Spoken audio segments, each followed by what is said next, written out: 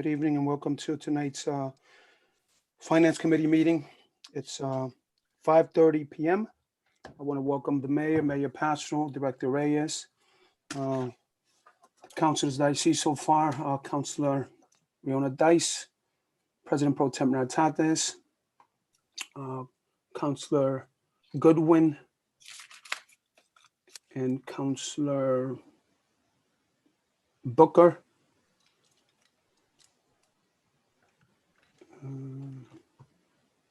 I think, and Councilor Burke. All right. So 6 of us here. Oh, and Councilor Sadi in the iPad. So welcome again. So let me just read the logistics and then we'll get right started. Due to the ongoing national and state public health emergency caused by the global coronavirus pandemic, City of New London public meetings will be held virtually. Meetings agendas can be found at http://www.newlondonct.org. An audio recording of this meeting will be posted on the city website within 7 days of the meeting. Public comment may be submitted in writing to jstarts@newlondonct.org. If you prefer, you may sign up to speak at the following link on the City of New London website, newlondonct.org/live-stream. This link will bring you to a fillable form where you may submit your name and you will be added to the public comment list and called via Zoom during the public comment portion of the meeting. Public comment must be submitted in writing or your name submitted on the fillable sign-up form on the city website at least 15 minutes prior to the scheduled start of the meeting. Please include your address in your written public comment submission. So again, good evening to everyone, all the residents that are tuned in at this time. Also, welcome Director McBride. And at this moment, what I'm going to do, there is no public comment, and I'm going to pass it over to Director Reyes, who's going to be doing the presentation for the community center. Okay. All right, thank you, President Dominguez. Let me just quickly, I'm going to share my screen and get started.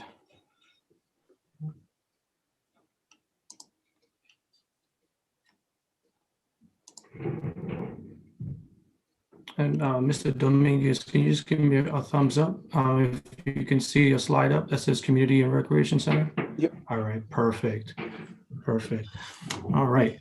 Good evening, council members, colleagues, residents. I see a lot of task force members that have joined us and dedicated members of this community. I'd also like to welcome our partners from Brailsford and Dunleavy that have helped us through this process. Just quickly, I would like to just inform everyone that the backup documentation, as you know, this is a short presentation, but the full documentation provided to council can be located on the front page of our city's website.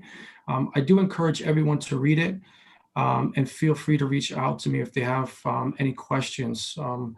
As much as this is a development project, you know, our office, the mayor, the administration, and council is very sensitive to the fact that there is a level and a degree of education that's required to really fully understand the intricacies of a project and development of this size. So again, that documentation can be located on the front page of our website. So I'm going to go through a few slides. All right. So this past summer, we took the first step in addressing a long-standing void in this community. A community and recreation center, something that we can all be extremely proud of. A commitment was made to bring a plan forward that kept New London first and the interest of its residents at the core of every decision made in this process. And some of those core values that really signify and go to the heart of the decision making are up on the screen. I'm not going to go through them in detail, but it just talks about, you know, making sure that we have opportunities for the well-being of our families, understanding the diversity of our community, making sure that this is financially a long-term viable project. So some of those, first steps, those first interviews, that understanding of the culture of the city of New London, were some of the things that Brailsford and Dunleavy in our office assembled as the core values of this project. There are many challenges and risks in creating a custom plan and business model that incorporates that culture, the social economics, the diverse population, of course, the city's financial ability to build a first-class community and recreation center, a meeting place, a place we can all be proud of, a place where everyone is welcomed regardless of their hardship. And when diving into looking at what the need truly is, it's understandable why for now generations the community has advocated so much that we need to finally bring a community center. We currently have no indoor space for our youth, for our seniors, for our families to utilize, but yet there's a big market. There is, the research and the studies brought these real numbers that there are a lot of basketball players, there's swimmers, there's runners, there's people into fitness programs, there's a vibrant and active senior population that is in need of recreation space. So understanding what the core value of what the city is and what the value and the culture of the city, and understand the market, we start to look at how do we start this process. It really started with interviewing key members of our community, assembling a task force, working with city council, working with our rec department, and really understanding all the key stakeholders and the players to make sure that everybody's voice is heard. So during this presentation, I'm going to talk about three fundamental things that this plan brings: understanding the site and location, the programmatic requirements that were developed, and also at the end, and most importantly for a lot of people, is how we pay for this. So let's begin with the site. After evaluating and ranking 7 possible locations, Fort Trumbull was clearly the best available. And I'll quickly use best available because when we first brought this project and when we're looking at sites, best available was highlighted, and I thought that was a great use of words over best possible. Best possible is not available.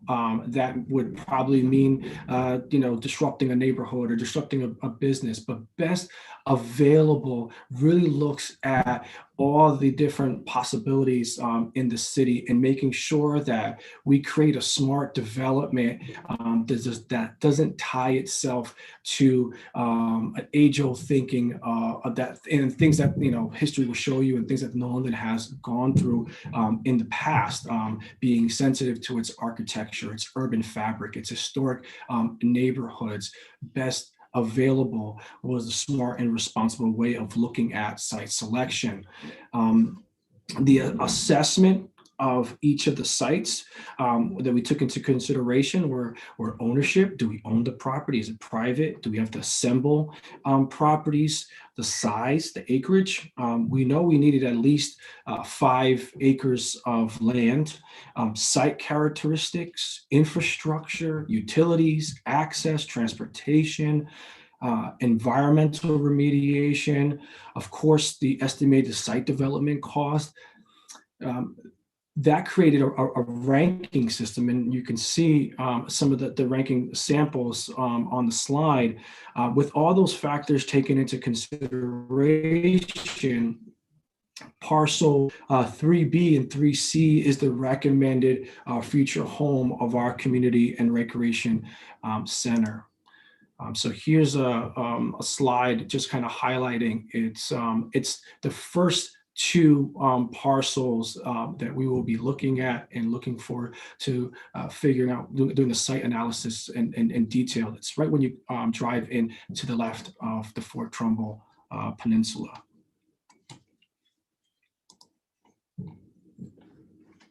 And understanding the history of the site, it always conjures up a level of hesitation.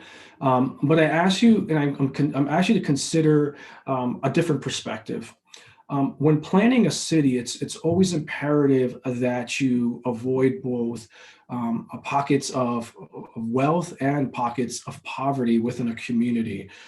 Balance is always essential. And it's that balance that our residents are asking, at least they're asking our office in regards to how we develop the city, what is the vision of the city, and balance is always at the core of that, a place where it is absolutely inclusive of everyone. And regardless of any future development, the placement of the community center at Fort Trumbull ensures that that peninsula does not become a pocket of wealth or a exclusive location when we're talking about a beautiful, vibrant waterfront property. This location, and I'm going to bring up some economic, this location will attract thousands of people that will create a new market for additional developments. Developing one of the parcels on here still does not take up all the land on Fort Trumbull. There are other parcels still available for development. And the hope is that we're bold enough and to make that decision to really be the first ones to put that shovel in the ground and start what we call it an economic development project. So you can see on the screen what that impact is. We're talking that over $40 million of economic output that this project would bring over the next 30 years. During the construction alone itself, over 200 local jobs, wages, and actually $9 million in output of direct, indirect, and induced benefits to our community. And then also, once the community center is up and operating, there's always the economic impact of what this does to our downtown. We have lots of pockets of commercial districts. Can you imagine the sporting events that happen on the weekends and what that would mean for our restaurants and for our small businesses? So this really is an economic development project.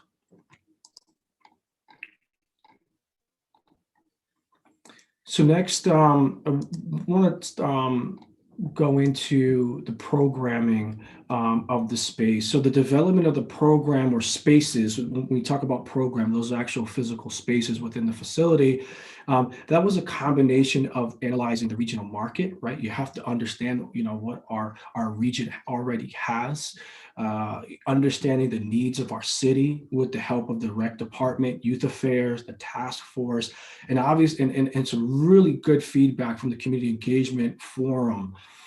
This exercise developed a list of spaces that will both meet the needs of the residents of all generations, but also attract the investments required to make sure our center is financially sustainable. And that's something I will go into shortly.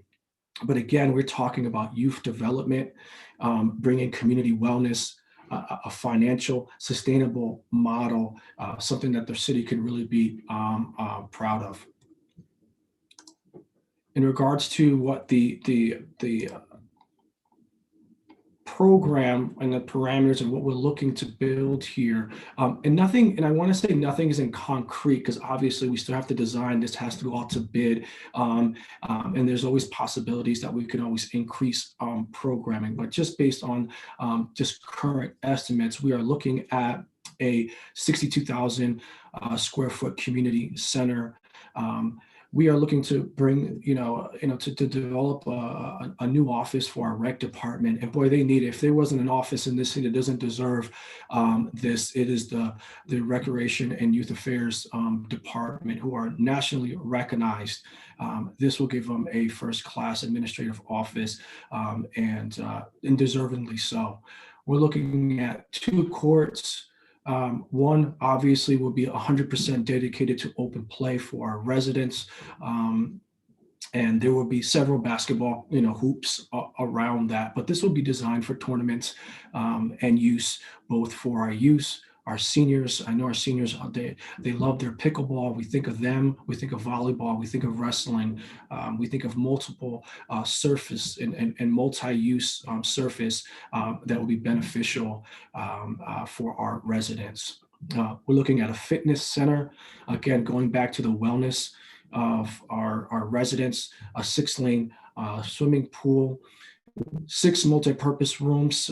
This really speaks about the arts and culture side of the city. We are a very, very one of the biggest drivers and for our city economically is our arts and culture. That's how we attract a lot of people to New London, and so we want to make sure that we have spaces in there that can accommodate those youth, those professionals that want to use it, that are not more recreation involved. And also one of the things that's good to mention is when we had the community forum, it was obvious we needed a space. And I was talking to a resident earlier this morning, and one thing that he mentioned to me was a safe space. That means so much to our families who can confidently have their kids go to this location and have comfort, that they know that they're in a safe environment, and that this is a space that is not just recreation, but it's an enrichment location. So our youth will have a lounge, a game room, and the amenities they need to be in a safe environment.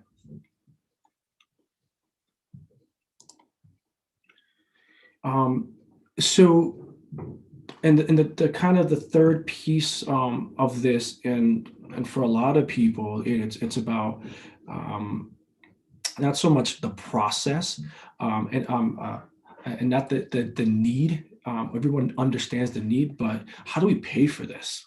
How do we pay for such a facility and ensure that it's maintained? That is always a big sticking point with a lot of our residents. Is if we build this facility, we have to have a plan in place to maintain that, so that it looks good on year 30, or it looks just as good on year 30 as it did in year 1.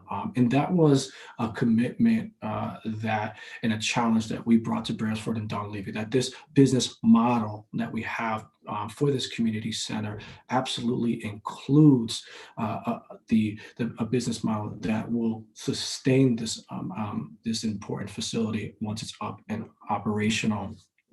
And there are 2 components financially. There's the operations side of the building, and then there's the debt service, the cost to construct the actual physical, the bricks and mortar of this. And I'll break those 2 down as well.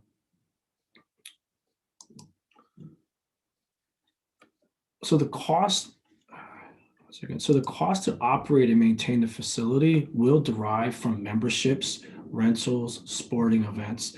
And I know memberships can be a scary proposition, especially for those folks who are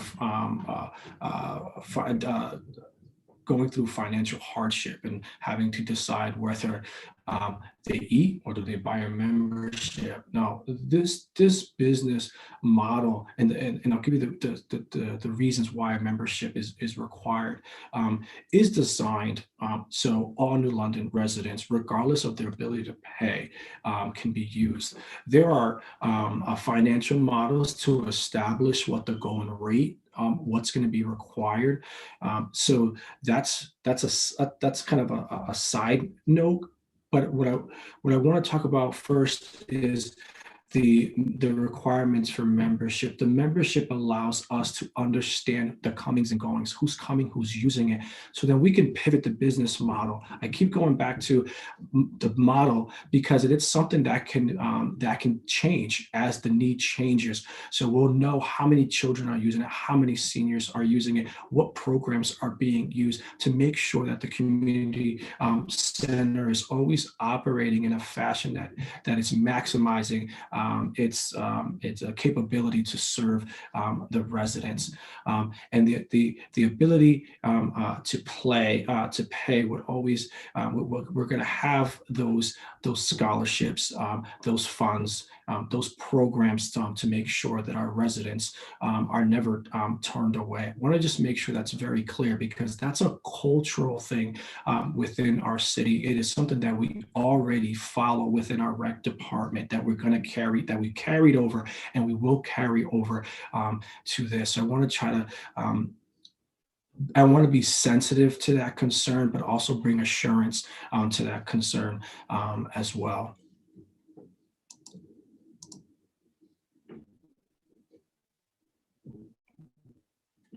So the cost and in regards to paying, and the cost in regards to the actual physical building is divvied up into hard cost and soft cost, right? The hard cost of bricks and mortars, we know that building is going to cost us an estimated $23 million, and then the soft cost is $7 million. That's consultants, engineers, client representation, and always the contingency on the project itself.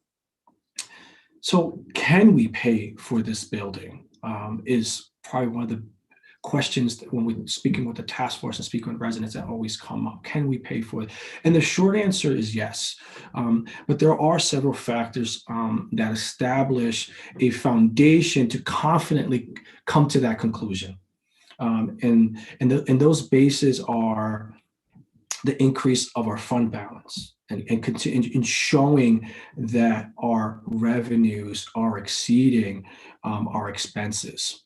The increase of that fund balance really allows us to secure a better credit rating, right? So that credit rating, what that does, it's all connected. That credit rating allows us to borrow at a much lower interest rate, right? So that's connected to saving hundreds of thousands of dollars when you're talking about building new schools, bringing in building new infrastructure, as you see on Elm Street, all the new sidewalks that are going in, and also for this facility as well.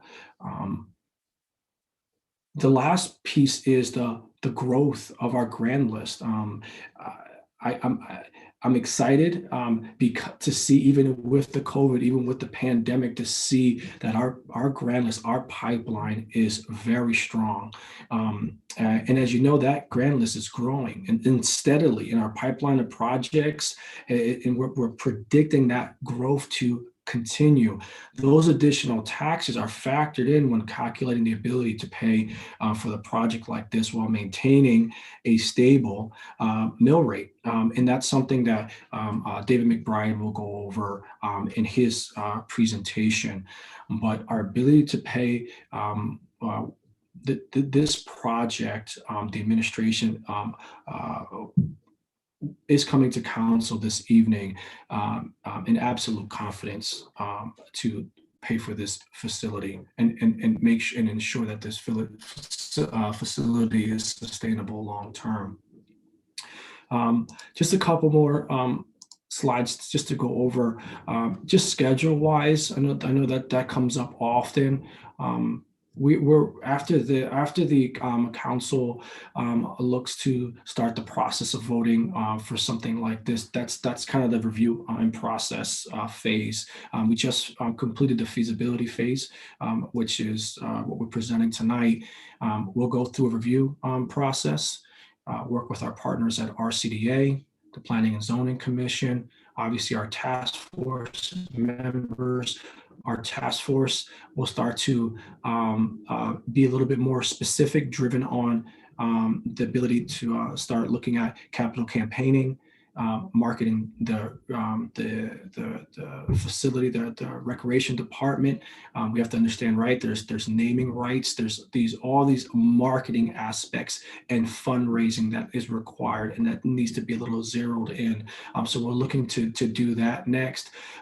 Our pre-constructions and design and pre-construction will be around 14 months. Will get us into the beginning of next year, where we'll start construction. And the goal is to cut the ribbon on this facility in the fall of 2023. And finally, and to conclude, I'm putting up this slide because I want to emphasize what's driving the decision making in the process of how we get to that ribbon cutting ceremony. It's not just what we use just to get through the planning phase, but it will continuously be used on making decisions throughout until this facility is built. Is the plan perfect? No, but it's honest, it's authentic, it's absolutely possible and very much achievable. I always hear this: we should never bypass the possible, and to search for the kind of like the perfect, right? Where we have a plan that is possible. So it's a plan we can absolutely be proud of, that was well thought out at New London at its core. We have an opportunity here to build a facility that will serve not only multiple generations now, but also our children's children. I always like that term, our children's children, because it's really about smart development and doing things that have a long-lasting legacy. And finally, the role of city government, aside from providing education, public safety, promoting economic development, is to, sorry about that.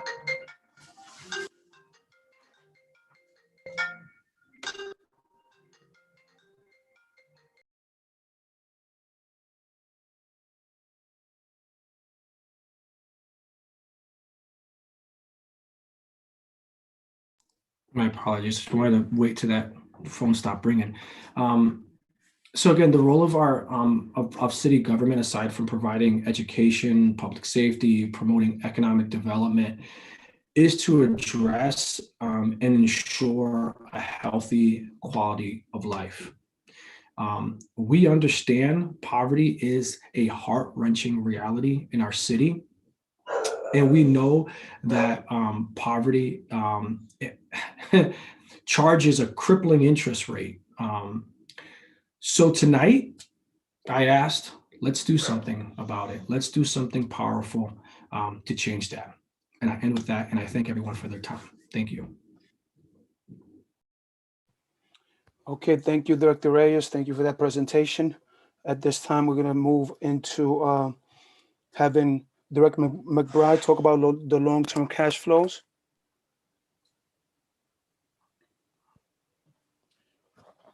Hi, thank you. Good evening. This is Director McBride. Dan, would you be able to sync up my screen so I can share it with everyone? Once you hit share, it should go through.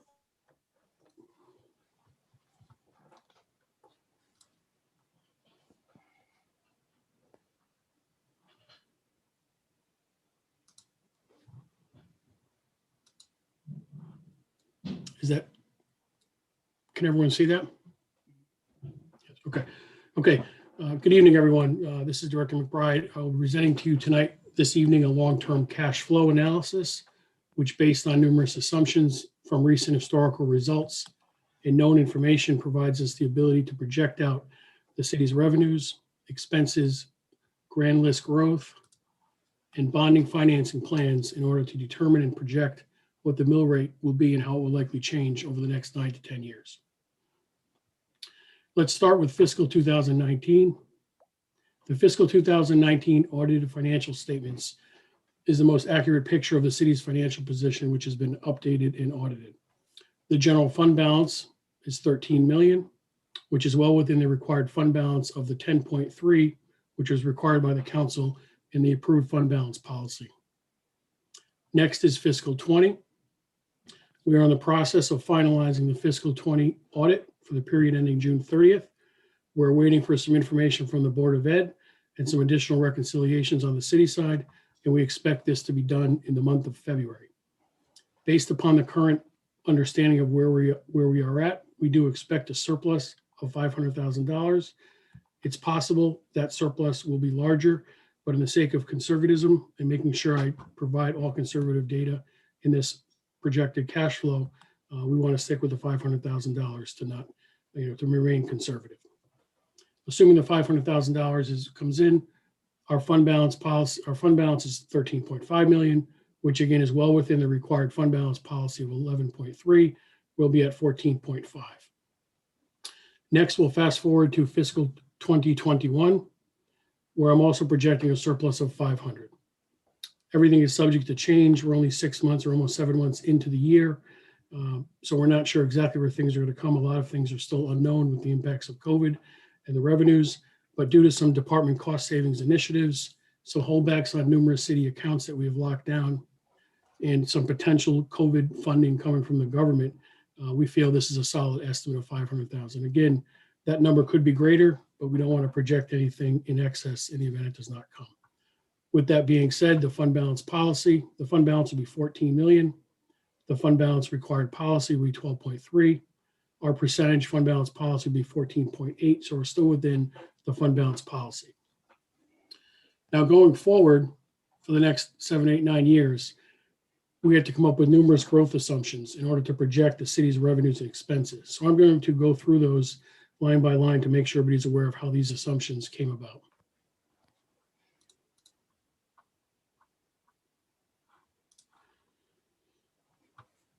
All right, the first expense that we're going to review is the city general fund expense.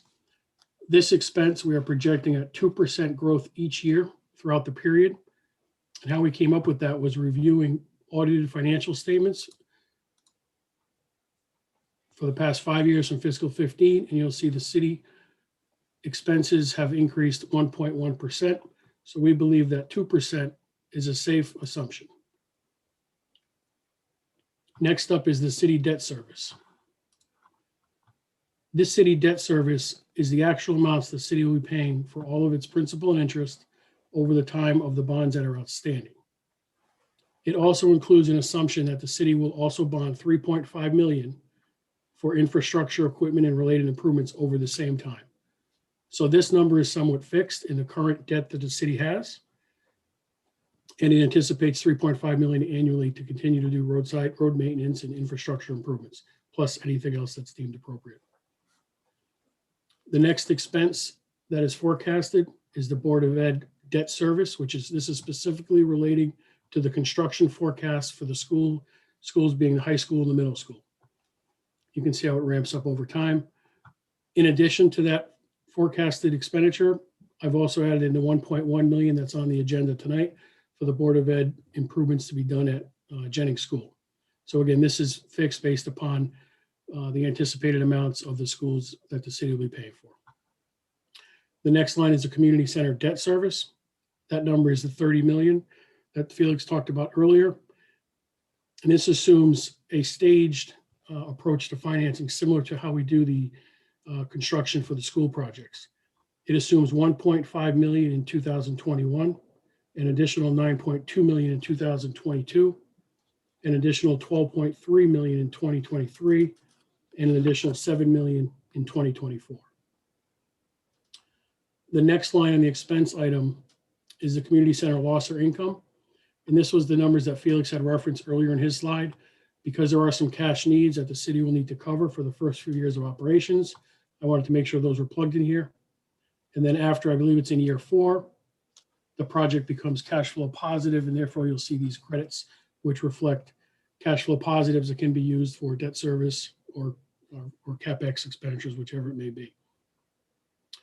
The next line is the community center CapEx fund. This, I believe, Felix had referenced as well. I put in $200,000 a year beginning in year 4, and this was to continue to maintain the facility after it approaches where it needs some continued assistance.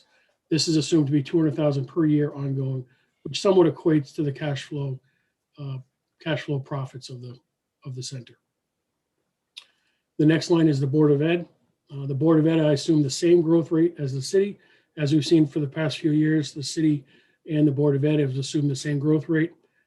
This 2% is slightly higher than the combination of the 5-year actual expenditure results of the Board of Ed, as well as the budgeted increase in the taxpayer support that is an average. So both of these numbers, I believe, are a little bit conservative to where they've been in the past. Those are the total of the expenses, and as important, we need to determine how we're going to come up with the revenues to pay for all these expenses. The first item is the ECS payment. We receive a large payment, as everyone knows, from the state for ECS.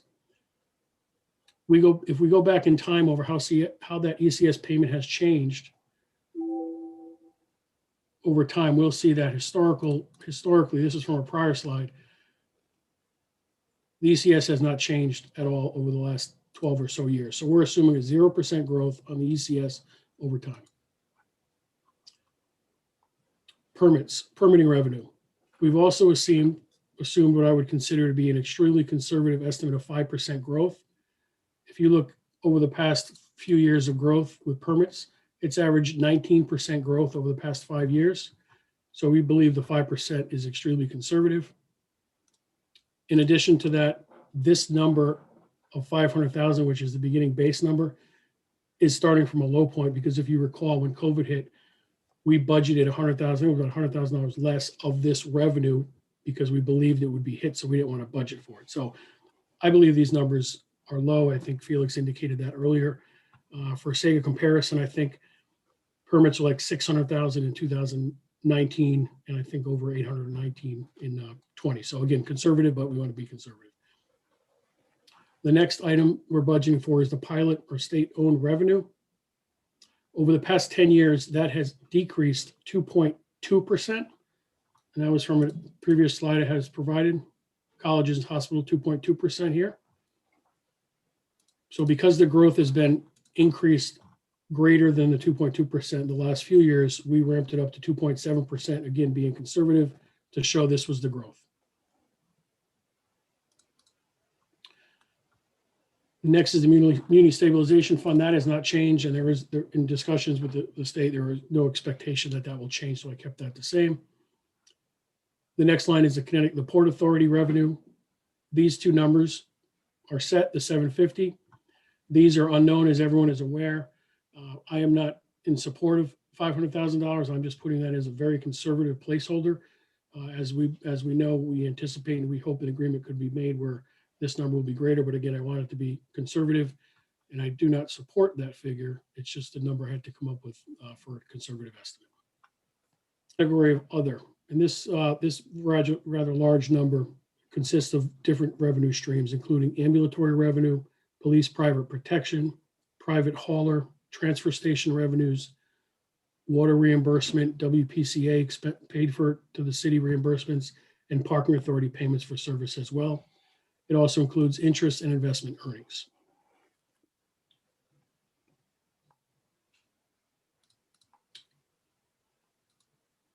This number as well has increased 2.8% over the last 5 years, this other category. However, once again, I want it to be conservative. I'm projecting only a 1% increase in the other category over time.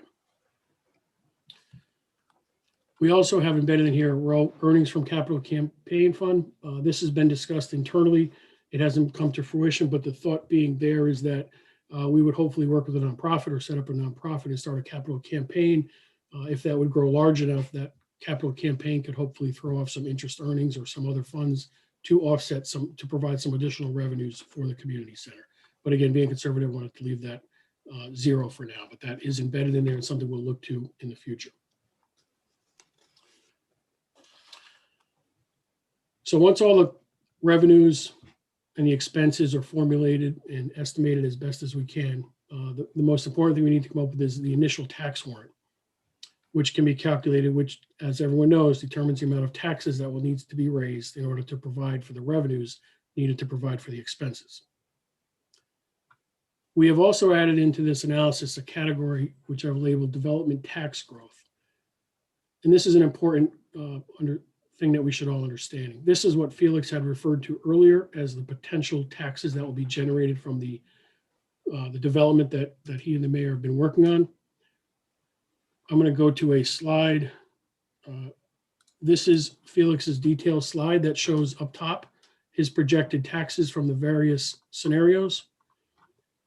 These are in process. I label these in process, likely and possible, with some potential tax revenues that will help offset these projects.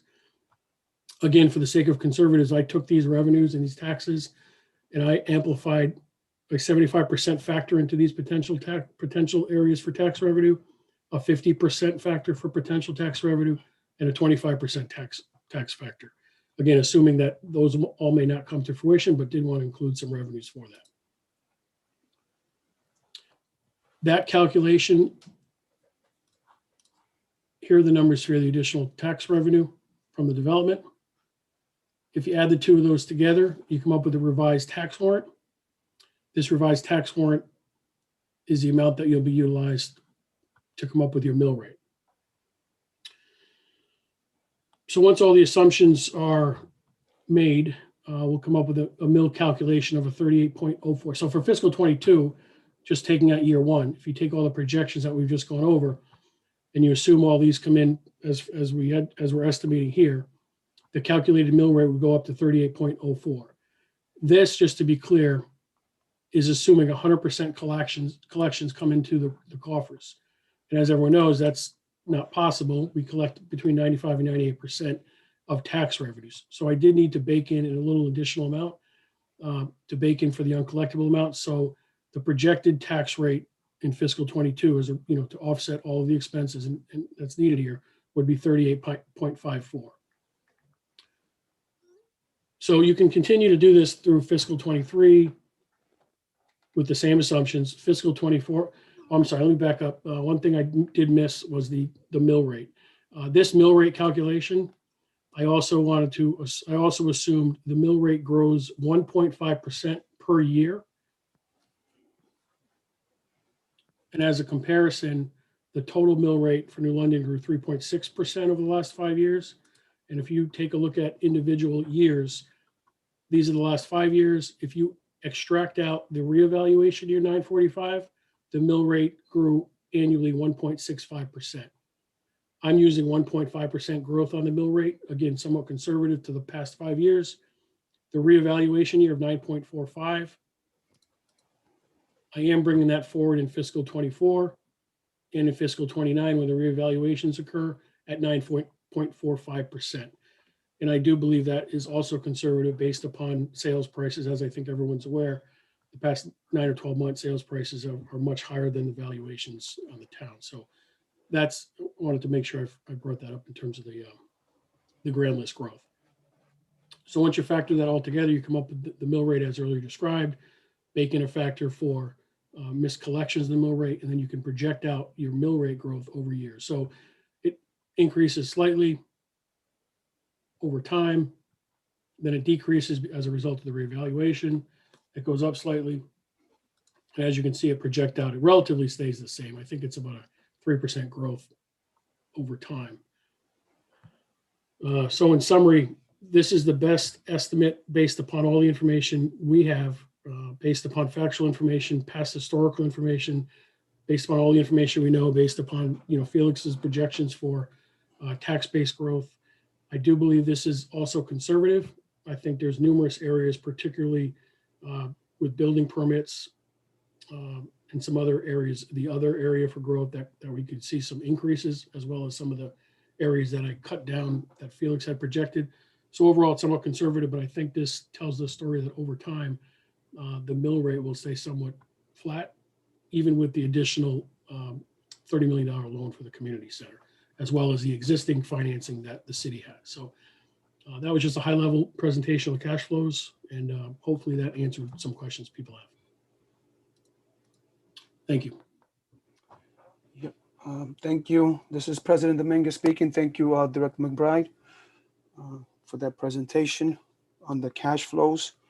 We're going to proceed, continue with next, which is the presentation of capital improvement plan and related bonding request. All right, with the first cam there. Okay, I will. This is Director McBride. I will go over the presentation of the capital improvement plan as well. So let me get my screen up here.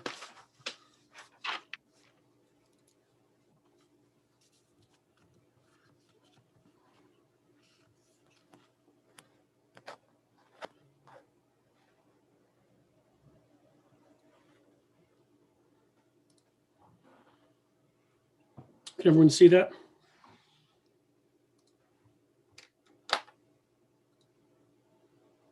Is that visible? Yes. Okay, this is Director McBride again. This is the capital improvement plan, similar to what I presented in the past years to the council. It's quite lengthy analysis in that it details out all the department requests for capital. The main components are public works, fire, police, and IT. It goes line item by line item in terms of what their requests are, what their needs are. It prioritizes them. It also provides a dollar value of what the needs are, what the needs are expected to be. We reviewed this internally for a few months or so. We've done some review in terms of what we should move forward with and what our recommendation is to the council to bond. We are not recommending moving forward with bonding any equipment or vehicles this year. We believe with some of the unknowns and the potential to have some additional funds into the capital reserve fund, we'd like to go that route versus bonding.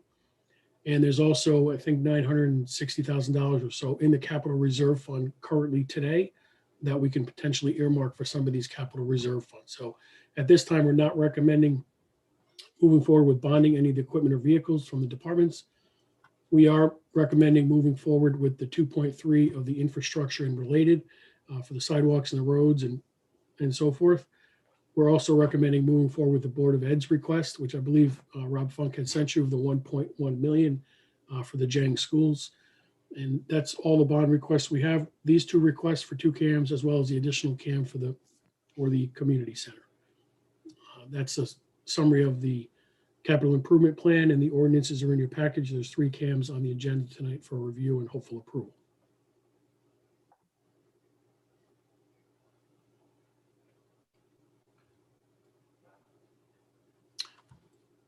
Do I entertain questions on anything, or do I move to the next? You know what, this is President Dominguez at this time. Does anybody have any questions on this first cam?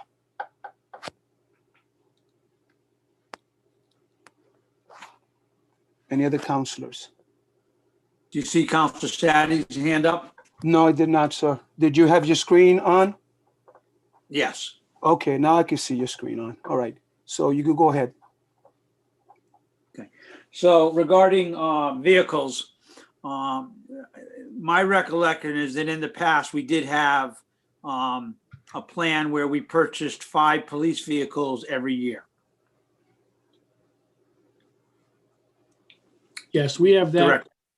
Yeah, I'm sorry, this is Director McBride. We do have that in the plan. It is still in the CIP plan. You'll see here, there's some public works. Well, I don't think I lost my screen, but it is in the CIP plan I presented tonight.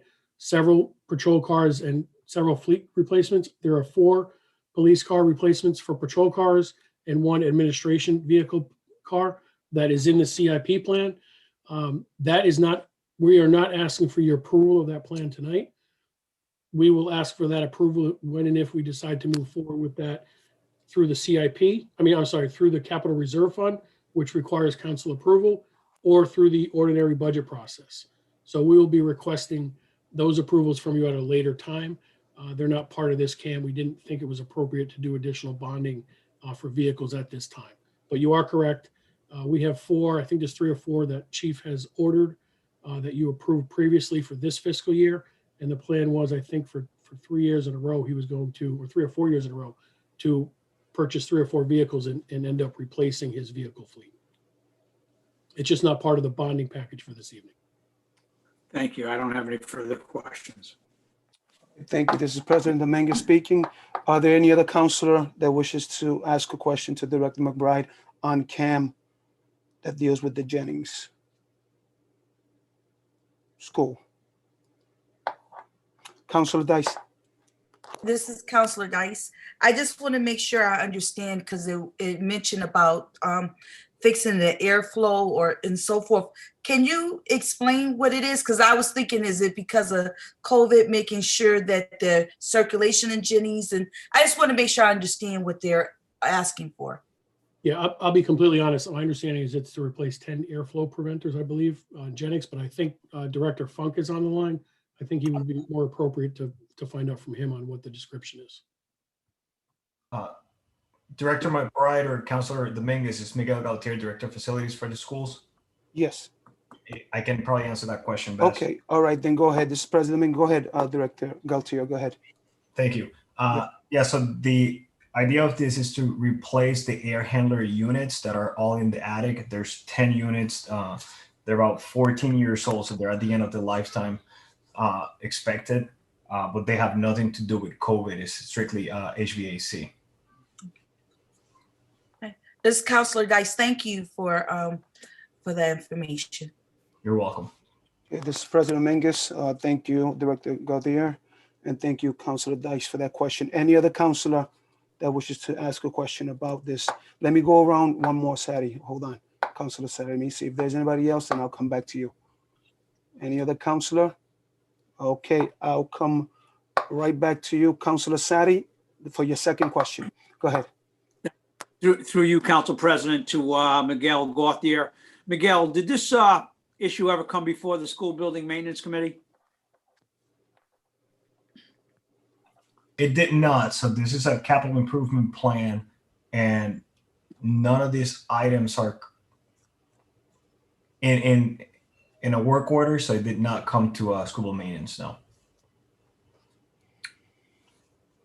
Thank you very much. No further questions. Okay. At this time, I'm going to ask President Pro Tem to motion this to be received for council. This is President Pro Temp. I'll make a motion to receive to send to council. Thank you. Second. I need a second, please. Counselor Dice, second that motion. Thank you. All right. At this moment, all those in favor say aye. Aye. Aye. Can I get a clarification on what we're voting on? Are we voting just on? We're going to do. Yeah. Okay. Yeah, this is President Dominguez. Because the cams are different, we're going to do one at a time. We're just going to move them up. I don't want to do all three. So we're going to take our time and do the first one. We did the Right, Jennings. so which one are we voting on now? Jennings. The 1 point? The one. Yep. Okay, thank you.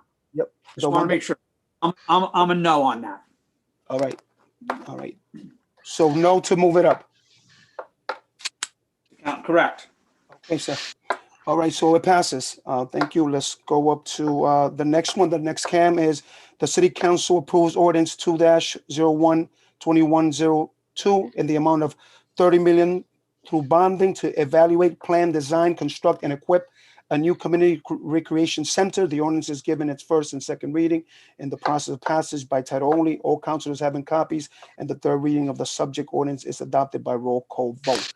Again, so any counselor that has a question regarding this, cam right now. Are you going to entertain a motion to move it first? It's already So been. this is Yeah. President Pro Temp. I'm going to go ahead and make the motion on 201-2102 for 30 million to move to council. Can I get a second? And then we'll open it up. Goodwin, second. Okay, thank you. Open for discussion. All right, yep. Any discussion on this? Now, mind you, to remember that we're also going to discuss it up on the, on council. So Councilor Sadi, see your hand. Go ahead, sir. So, yeah, I was just going to state that I will wait till the council meeting to reserve until then to make my comments. Thank you very much. All right, thank you. If it so moves forward. Thank you. Yep, you're welcome. This is President Dominguez. Okay, any counselors, any questions? All right, so let's, seeing none, let's vote to move it up to council. All right, all those in favor say aye. Aye. Aye. Those opposed say nay. Nay. Okay, so 6-1, okay, it moves up to council. All right, the next one, I'll move it to Cam. The city council approves ordinance 02-01-21-03 in the amount of $2,300,000 through bonding to repair, replace, improve, or modify the city's infrastructure, including recreation areas, beaches, roads, sidewalks, and/or parking lots. The ordinance is given its first and second readings in the process of passage by title only. All councilors having copies, and the third reading of the subject ordinance is adopted by roll call vote. All right, So moved by President Pro Tem Hurtadas. thank you very much. At this time, any questions? Counselor Dice. Okay, Second by Counselor Dice. thank you, Councilor Dice, for seconding. This is President Dominguez. At this time, does any councilor have a question about this CAM right now? Okay, Councilor Burke, go ahead, sir. Thank you, President Dominguez. Through you to Director McBride, on the outflows, infrastructure, roads, sidewalks, parks, and other, can you just, was there a change from the previous year on that figure of 766,000?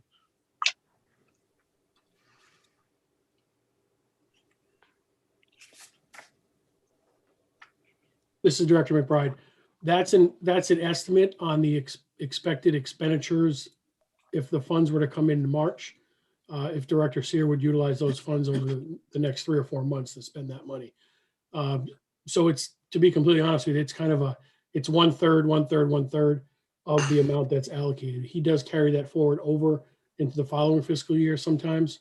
So I wouldn't take too much credence on that being an actual cash flow out the door. It's more of a matching principle that the 2.3 that comes in is going to go out the door, and it's going to equal itself out. But it did change. If you're asking whether or not that amount changed last year, I believe the infrastructure bonding was 3.3 million. And in future year projections, we have 3.5 million for future bonding for infrastructure. This year, the 2.3 has been reduced as a result of, I think, what you had proved, I think it was last meeting, Director Seer, because of COVID and other matters, Kelowna and a lot of others weren't able to do all of the work that they had initially set out to do. So there was leftover funds there. So as a result of those leftover funds that could be used this year, we didn't feel it was appropriate to go out for the full 3.3 again this year. Understood. Nothing further. This was Councilor Burke. Thank you very much. Okay, this is President Dominguez. Thank you, Councilor Burke. At this time, is there any other councilor that wishes to ask a question about this CAM? All right, seeing none. Oh, Councilor Booker, go ahead. Yes, through you, President Dominguez, to Director McBride. Just for clarification, what are some of the projects that have been outlined for the 2,300,000, which recreational areas will be repaired and improved? This is Director McBride. I am not, I would not want to provide comment on which roads or sidewalks. I would rather request that be asked of Director Seer. I can reach out to him in the interim of the meeting until the 7 o'clock meeting to find out more. He keeps a very consolidated list of the priorities and which ones are being done next. I do not have that information. All right, thank you very much, Director McBride. Okay, this is President Dominguez. Any other councilor? President Dominguez, this is Councilor Burke. If I may, just in response to Councilor Booker's question, just wanted to let him and the rest know that per the new annual tradition a couple years back, I will be scheduling a Public Works Committee meeting sometime shortly to discuss the sidewalk improvement priorities for the upcoming construction season. So stay tuned for that. And thank you, Councilor Burke. All right, this is President Dominguez. Thank you, Councilor Burke, and thank you also, Councilor Booker, for that question. At this time, I'm going to look for a motion to move this CAM up to council. Motion's already been made and seconded, Council President. Okay. All right, so let's vote. All those in favor say aye. Aye. Aye. Those opposed say nay. Okay, so the motion carries. All right, at this time, number 6 is update on school construction bonding plans. Director McBride, is that you? Yes, this is Director McBride. All right, I'll sir. give an update. I'm going to share my screen.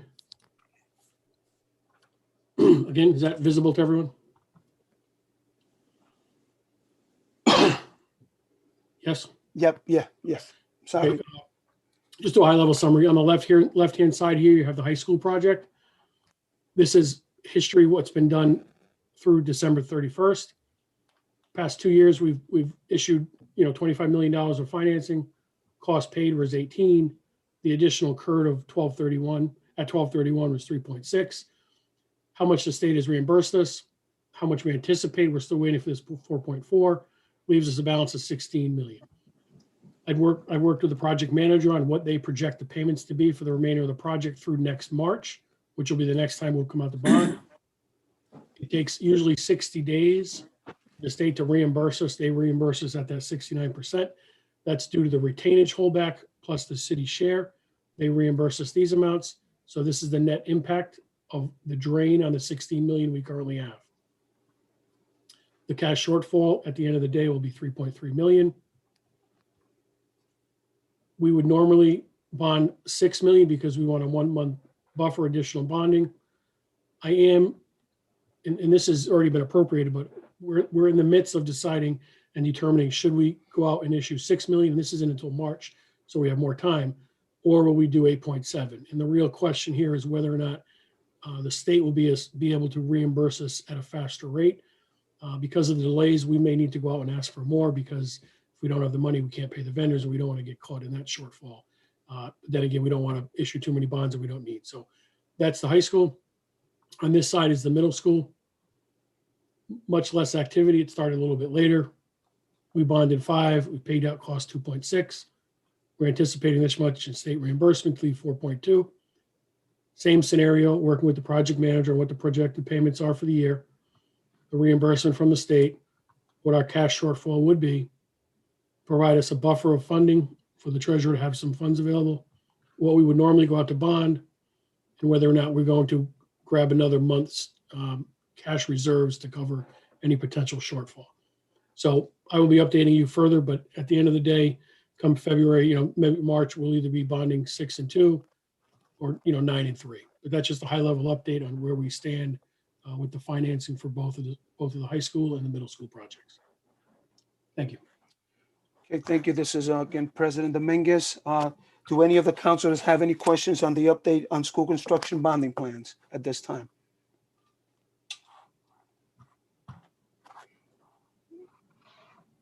Okay. All right. Okay, see none. All right. At this time, I'm going to ask for a motion.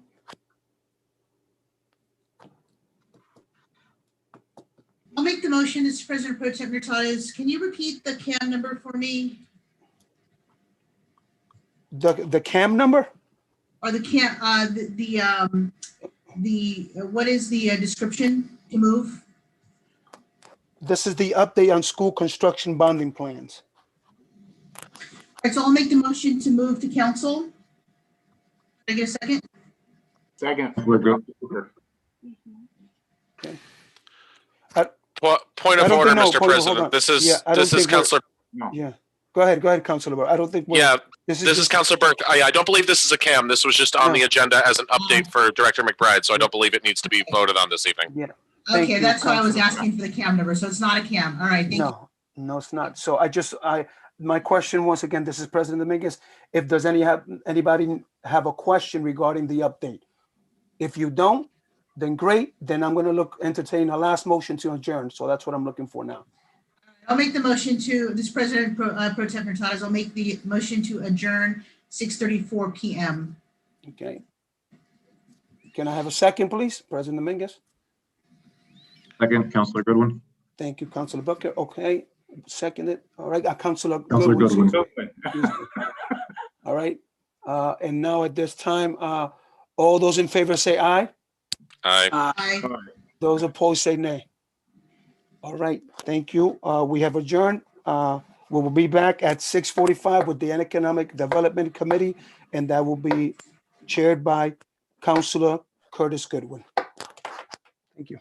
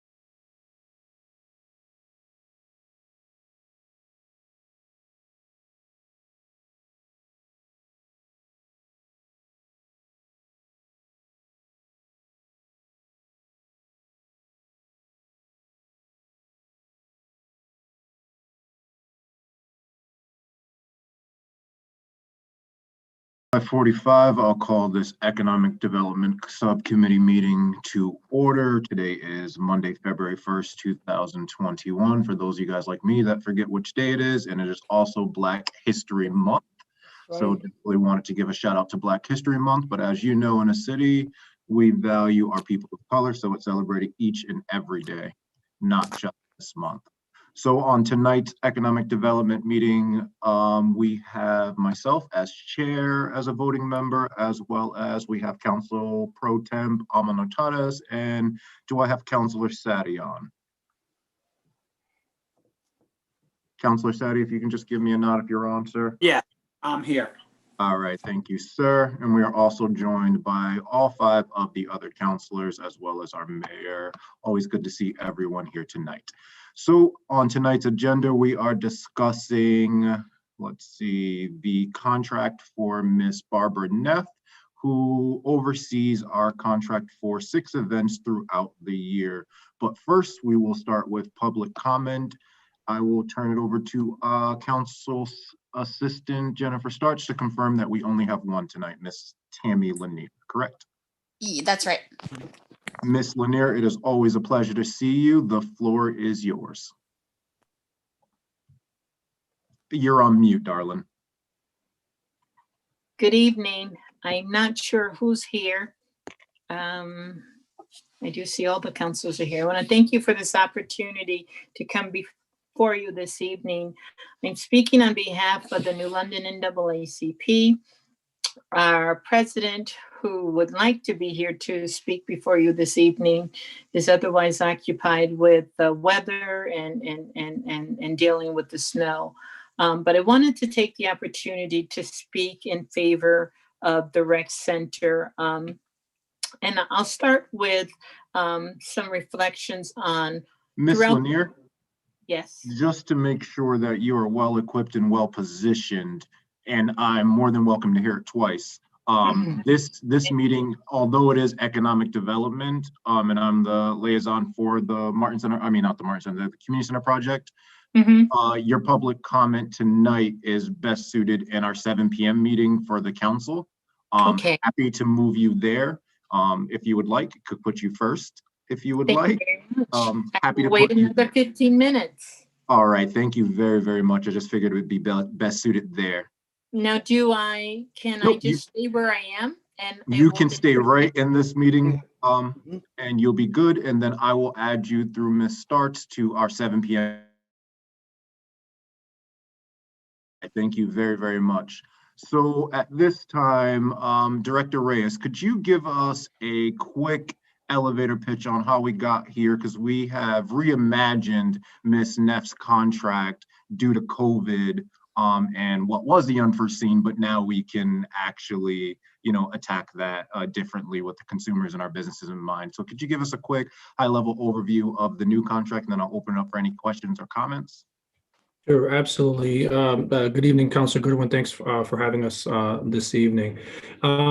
Just high level, what we're trying to do is position our resources accordingly, right? Our resources are limited, and we have to just make sure that we position ourselves, our business community, to address this COVID, the consumer confidence hurdles that we have to overcome.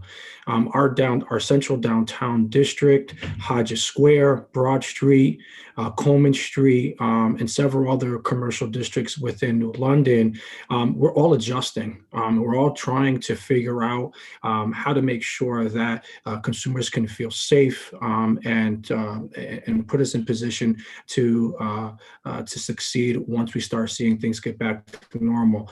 But in the meantime, Barbara for years has done a lot of events, has a lot of the networking capabilities, has all the relationships with our downtown businesses.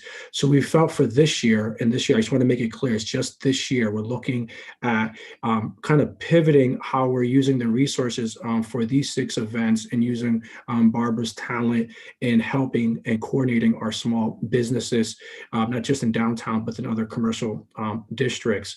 So that includes a plan. That includes a well thought out plan to coordinate our businesses, potential infrastructure, signage, from the month of May, which is essentially kind of when kind of downtown reopens after the weather turns, all the way through the holidays. So it's our goal, it's our intention for not only Barbara Neff, but her to work with Main Street New London and partner up with ODP and our economic coordinator and our many merchants to develop a strategic plan from May through December to ensure that our businesses and our downtowns and commercial districts are vibrant and consumers feel safe using our small businesses.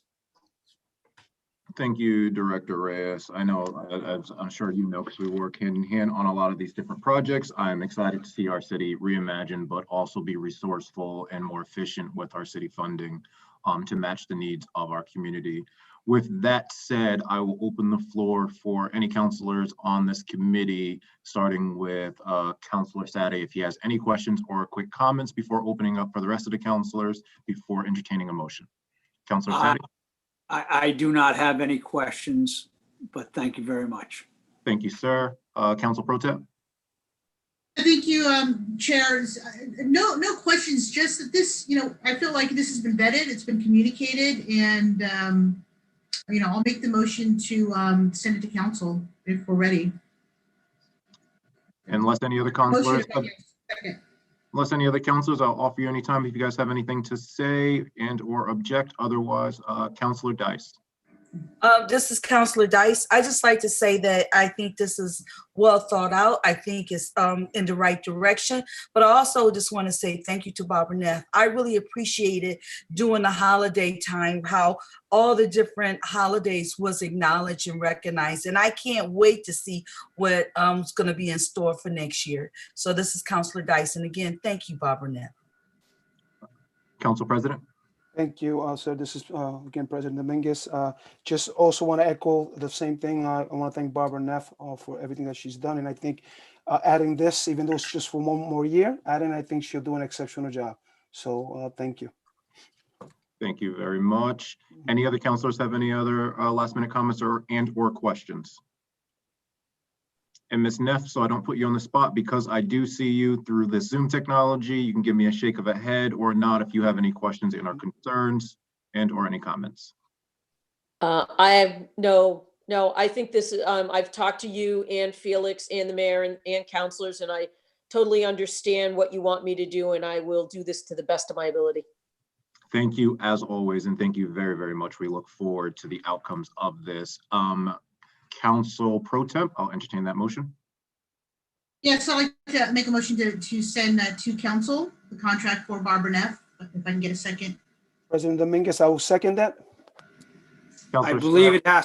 I believe it has to be somebody on the committee to second it. Oh, I'm sorry. You're right. You're right. Thank you, Councilor Sade. I will entertain that second. I'll make a motion to second that. Thank you, sir. All those in favor? Aye. All those opposed? All right, well, the motion passes and we will send that up to council. That is all we have on our agenda tonight. I look forward to seeing you guys at the council meeting at 7 p.m. At this time, I'll entertain one final motion. President Pro Tem, motion to adjourn, 6:54. Second that. At 6:54, this meeting has come to the close. Thank you, everyone. Thank you, Ms. Neff, Director Reyes, and all.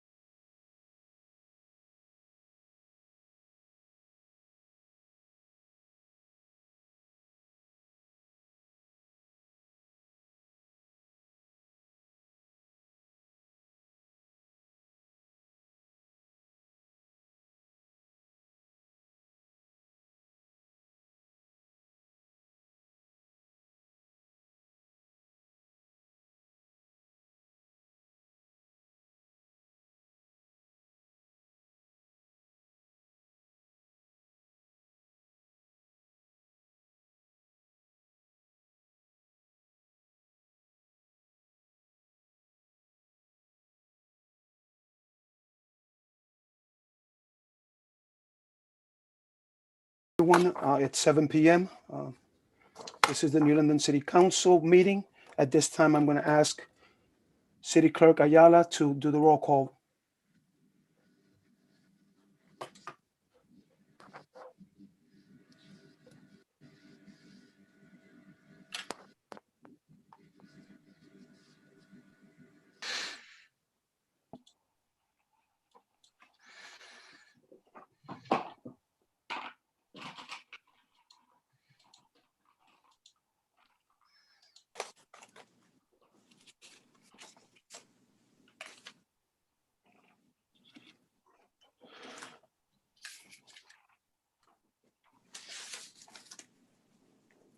Again, this is President Dominguez.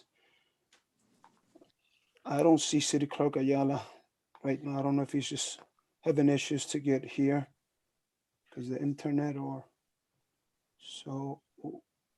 What I'll do is I'm going to ask our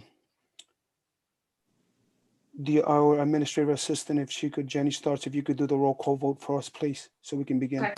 Thank you. Yep. President Dominguez, Present. President Pro Tem Hurtado, Present. Counselor Booker, Present. Counselor Burke, Present. Counselor Dice, Present. Counselor Goodwin, Present. and Counselor Sadi. Here. All right, 7 present. Thank you. This is President Dominguez. Thank you, Jenny. Right at this time, again, welcome everyone. Let me just read the logistics and we'll get started. Due to the ongoing national and state public health emergency caused by the global coronavirus pandemic, City of New London public meetings will be held virtually. Meeting agendas can be found at www.newlondonct.org. An audio recording of this meeting will be posted on the city website within 7 days of the meeting. Public comment may be submitted in writing to jstarts@newlondonct.org. If you prefer, you may sign up to speak at the following link on the City of New London website, newlondonct.org/live-stream. This link will bring you to a fillable form where you may submit your name and you will be added to the public comment list and called on via Zoom during the public comment portion of the meeting. Public comment must be submitted in writing or your name submitted on the fillable sign-up form on the city website at least 15 minutes prior to the scheduled start time of the meeting. Please include your address and your written public comment submission. Okay, so again, I can welcome everyone. This is the City Council meeting today, Monday, February 1st, 2021, and has so well Councilor Goodwin pointed out, this is the start of Black History Month, February 1st, the month of February, and we as city councilors and as residents, we don't celebrate just African Americans just on Black History Month, but throughout the year. So thank you. Okay, so at this time, I want to just welcome all the councilors, the mayor, Mayor Passero, Beresford and Dunleavy who are here, and all our residents and everyone that's going to be speaking at this fabulous meeting. All right, so at this time, let me just do the prayer and pledge. It's on me. Let's begin with the prayer. So Father, we thank you this evening. Thank you for just allowing us to come together. And my prayer is that you will continue to bless this city, that you will continue to guide us and lead us to be effective, not effective for everyone in everything that we do, Lord. Allow us to continue to be able to do great things, to elevate those who are down, and also to be able to educate our children, and also to be able to help those who are in need. I pray that you give each of the councilors, the mayor, the administrative team, everyone the guidance to be successful. I pray that in your name, Jesus, amen.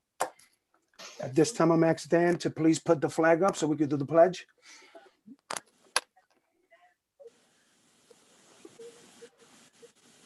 I pledge allegiance to the flag of the United States of America and to the republic for which it stands, one nation, under God, indivisible, with liberty and justice for all. Okay, I'll do it in Spanish. Prometo Lealtad a la bandera de los Estados Unidos de América, a la República que representa una nación ante Dios indivisible, con libertad y justicia para todos. Okay. Thank you, everyone. Okay. All right, so at this time we will proceed. There was no public hearings. And before I continue, let me ask Mayor Michael Pastro, personal privilege for Mayor Pastro, please.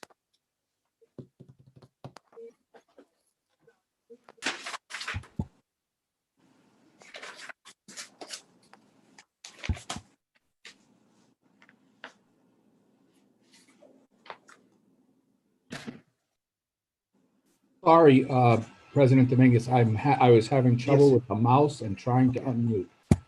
That's okay, I just, I can't get the camera to go on, but let's see. Do this again. I apologize for this. There we go. Maybe. that's okay. There it is. Here we Yep, are. I'm actually there it here. is. You are. Okay. Good evening. I want to take this moment and first, in this virtual setting, normally we would have the person we want to honor step up to the front of the room and in front of the gallery, but we'll do that virtually tonight. And I'd like to call on Dave Sergru to step forward. Dave, can you wave so everybody can see you there? We worked to put together a certificate of recognition for Dave Sergru, and I'm sure you've all read in the paper the remarkable events that took place at Ocean Beach Park on January 25th, so just last week, where Dave, who has worked at Ocean Beach probably for 40 or 50 years, and he's been the manager for, I think, over 30. He was in his office, looking out the windows, looking down the beach, and he spotted a woman going in the water and actually swimming off of Ocean Beach. I think the water is somewhere in the 30s. So generally, when that happens, hypothermia will take your senses and take your life very quickly, within just a matter of minutes. Dave was down there. Dave talked this woman out of the water, and thanks to our great emergency responders at the New London Fire Department, police department, we were able to get her the medical attention she needed. And who knows how this would have unfolded, but for Dave's vigilance, his quick action, first deciphering and spotting somebody that needed help and getting down there and delivering it to her. So, Dave, we have a certificate of recognition for you, which lays this out. And on behalf of Grateful City, we want to thank you for your service, your past service, your continuing service, and for the great civic duty you performed on January 25th. So thank you, David. Take a bow. Thank you, Mayor Pastro and City Council. I really appreciate this deeply. I believe anybody on this meeting would have done the same thing, but I happen to be in the right place at the right time.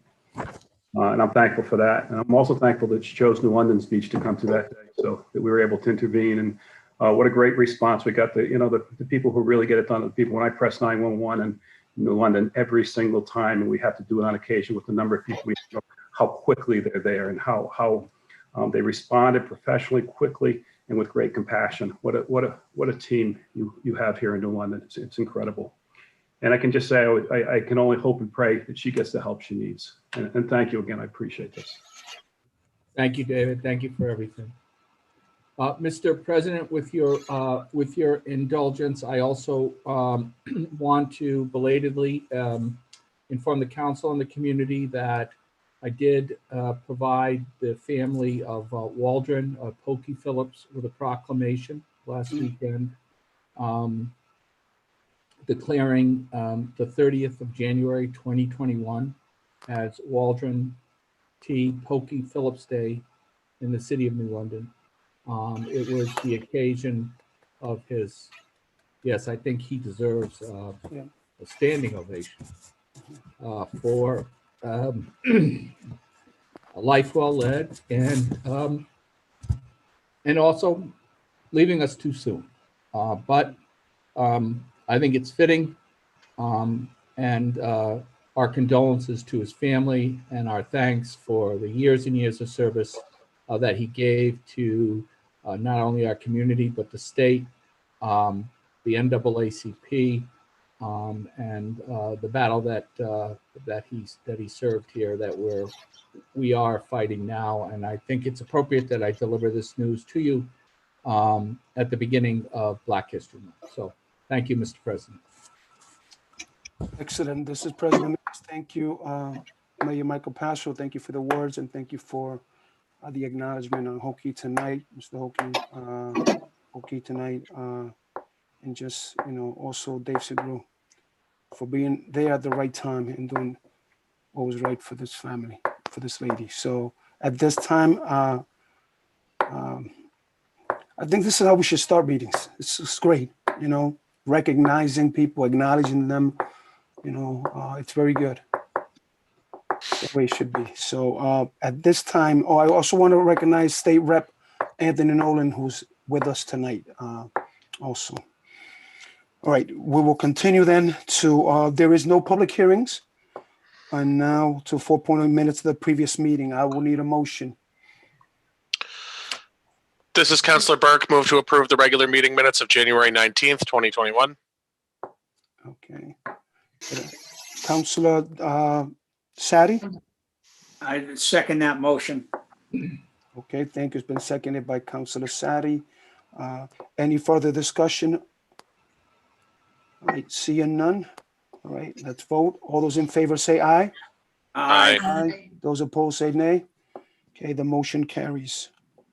All right, at this time, we have come to public comment. We have about maybe 8, if I'm not mistaken. Hold on. Nope, 9 on public comment. Just to stress the same thing, please make sure that you will be allotted 3 minutes to speak. And if it's going to be read, some of you counselors have been emailed some of these comments that are going to be read. The same time will be required, 3 minutes. So with that said, we're going to begin with our first speaker. Make sure, please, to state your name and address, and then City Clerk Ayala, who is here, will time you. At the 1 minute mark, he'll let you know that you have 1 minute left, and then proceed to make your closing remarks. So with that said, we will have Ms. Tammy Lanier. Go ahead. Good evening to the Mayor, Council President Dominguez, and to the City Council members. I want to thank you for the opportunity to come before you this evening. I'm here on behalf of the New London NAACP, the address 987, P.O. Box 987, New London, Connecticut. And I wanted to speak in favor of the community center. And I wanted to share that over the years, the NAACP has hosted forums, town hall meetings, public discussions on how best to move the city of New London forward. And one of the reoccurring responses was the fact that the city of New London needed a community center. And that was echoed by parents, by young people, by elderly people, and they all were on one accord in terms of what they felt the city needed to move itself forward. And the last public forum we had, and this was just prior to COVID, and it involved a discussion with the New London Police and a number of parents from the New London High School. And many of the parents then began to speak about the fact that if there was a community center, they felt that kids would have something instructive and positive to do, and it would have an impact on crime in the city of New London. And I think during that discussion, the possibility of a community center wasn't real. They didn't see it as a real viable opportunity for the residents of the city of New London. And granted, we lost a year, but thinking moving forward now, here we are having a public discussion about such an agenda item that would mean so much to the community. So I'm here tonight on behalf of the NAACP to urge you to support the community center. It's an investment in our young people. It's an investment in our elderly, and an investment in positive and instructive programming in the city of New London. Thank you. Okay, this is President Dominguez speaking. Thank you, Ms. Lanier, for your comments. At this time, I'm going to be asking for, the next speaker is Janelle Colon, and one of our counselor is going to be reading that comment. Thank you, President Dominguez. I'll be reading for Janelle Colon. My name is Janelle Colon, and I am a lifelong resident of New London. I attended elementary schools, junior high, and New London High School. I played softball in my early years and then cheerleader in high school. Growing up, we had the Martin Center, but that's about it. It was limited space in a very old building that needed a lot of work.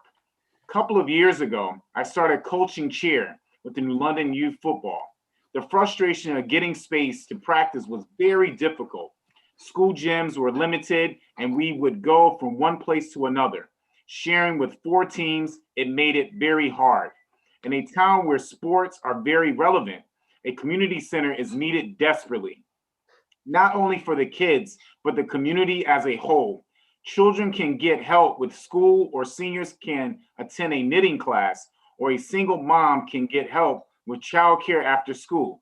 These things are needed in every community, so why not ours? New London is growing and becoming a place that outsiders are now considering to live in. This just would be another aspect of New London that would make it better. Providing this facility will enhance the quality of life socially, culturally, economically, politically, and psychologically for everyone.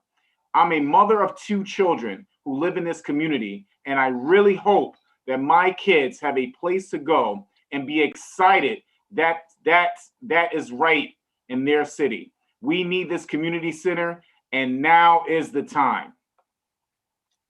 Councilor Booker for Janelle Colon. All right, this is President Dominguez. Thank you, Councilor Booker. Stir me up with that comment. That was good. All right, let's go to the next one, please. It's Bailey Howard.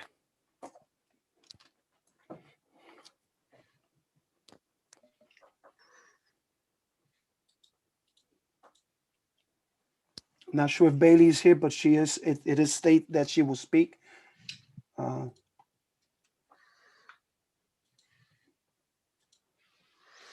Okay.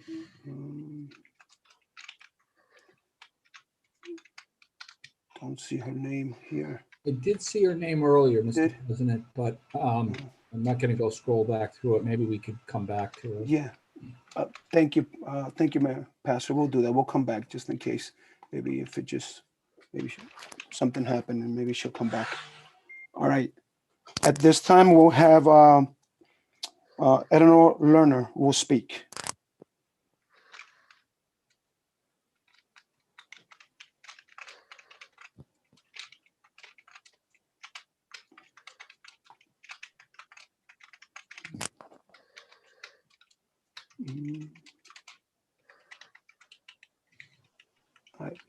Ms. Lerner, this is President Dominguez. You're on to speak.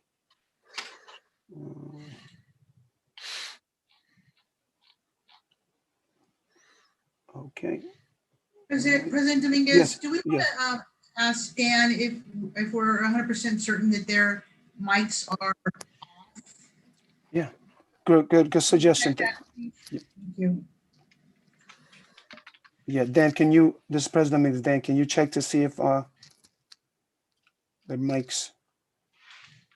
And I don't even find them. I don't see them on. Yeah, I don't see them either. I'm looking at the, all right, we'll continue then with the next speaker. Thank you though. And thank you for the suggestion, President Pro Tem Natales.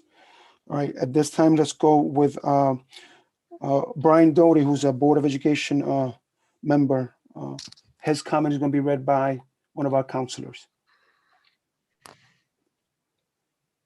This is Counselor John Sadi, and I would like to read the following letter received on Monday, February 1st at 3:23. Dear Council, after reviewing all of the Community Recreation Center material going back to the kickoff meeting of August 12th, 2020, I am writing to you in support of CAM 7.3.B, bonding for Community Recreation Center.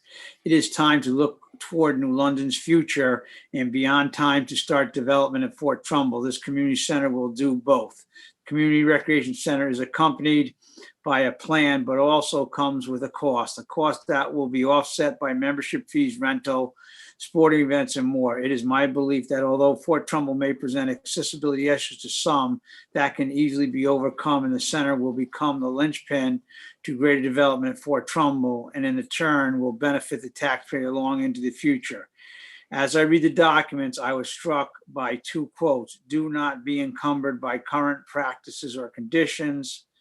Do not be encumbered by perceived affordability." I ask this council to dream big and never be distracted by failures of the past. When we allow previous failures to dictate our future, we all fail. Do not move our city forward, and New London will never serve the true needs of its residents. The community center is a long sought after, needed asset for all New London. I applaud Mayor Michael Passero for his efforts. He has staunchly supported community center despite many challenges and pushbacks. Additionally, I commend Felix Reyes for spreading the effort to both build and sustain a community center for our current residents, those who may move here in the future and others who will live in surrounding communities. As a Board of Education member, I feel the community center will be a valued partner. It will be a place where our students can go and learn, play sports, and simply hang out. Along with two new school projects in this community center, the future is beyond bright for both students and our entire community. Far too often I have heard it is the wrong time. When is the right time? Will there be a right time? To me, the time is tonight. I ask this council to be brave enough to raise your hands, vote yes, and move our future community recreation forward. Wishing you all well. Brian Dowdy, New London Board of Education Secretary, and his address is not on here, but I believe it's about 981 Ocean Avenue. That's all I have. Thank you. All right, this is President Dominguez. Thank you, Councilor Sadi. All right, at this time, I'm going to ask State Rep Anthony Nolan. You're up, sir. Good afternoon, everyone. Thank you, Mr. President. Hello, councilors, mayor, and everybody on. I'll be kind of excited to come before you tonight in regards to this community center. I couldn't commend Felix Reyes, Director Reyes, any higher, in regards to the team he's put together and the things that he's done to bring this plan to fruition. So I just want to say thank you to him and the mayor for keeping in constant touch with me up here, up at the state, to try and continue to keep connected since I've been elected state rep. Anthony Nolan, I'm sorry, 105 Blackhall Street, Mr. President. Sorry about that. And I just wanted to say how a new community center would be a transformative asset for the New London community. It would be a safe place where youth, teens, adults, and seniors can partake in a wide range of activities. Most importantly, a facility that provides opportunities to learn and to maintain healthy lifestyles throughout recreation in a region that is underserved. This is just something that we've, since I know, been in New London and since I became a police officer, was a school resource officer, that we've been fighting for a long time for. Having small after-school programs and things outside of the school, the YO program, Impact Youth, and other programs that were needed to keep our kids busy. This is the greatest thing that could happen.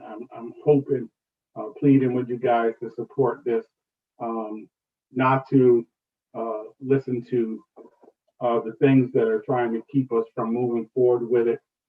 I just think it's an opportunity for us to move forward. I'm in favor of this project, and I look forward to partaking in great events there. 1 minute. Our kids thrive from this proposal. So thank you very much. Okay, thank you. This is President Dominguez. Thank you, State Rep Anthony Nolan, for your words tonight. At this time, the next speaker is Shanika Farias. I see her here, but it said that it will be read, so not sure if we're going to follow with that or. All right, so we'll have somebody read Shanika's comment tonight.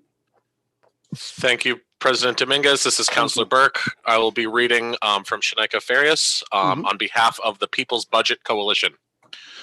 We, the underside, call on Mayor Michael Passero and New London City Council to act immediately to repeal ordinance number 1614-2, section 15 through 62. This ordinance mandates the city has a police force of at least 80 officers, despite the fact that other Connecticut towns similar in size to New London operate with significantly smaller forces. In 2016, New London had a population of 26,984 and 70 police officers. During that same year, Cheshire, with a population of 29,282, had 47 officers. East Haven, with a population of 28,807, had 54 officers. And Newtown, with a population of 27,865, had 45 officers. Even compared to larger Connecticut cities, New London is overpoliced. In 2016, New London had 28.4 officers for every 10,000 residents, a higher rate than both New Britain, with 22.1 officers, and Stamford, with 20.5. We assert that if other communities in our state can maintain public safety with fewer police officers and subsequently reserve money for other community needs, New London can too.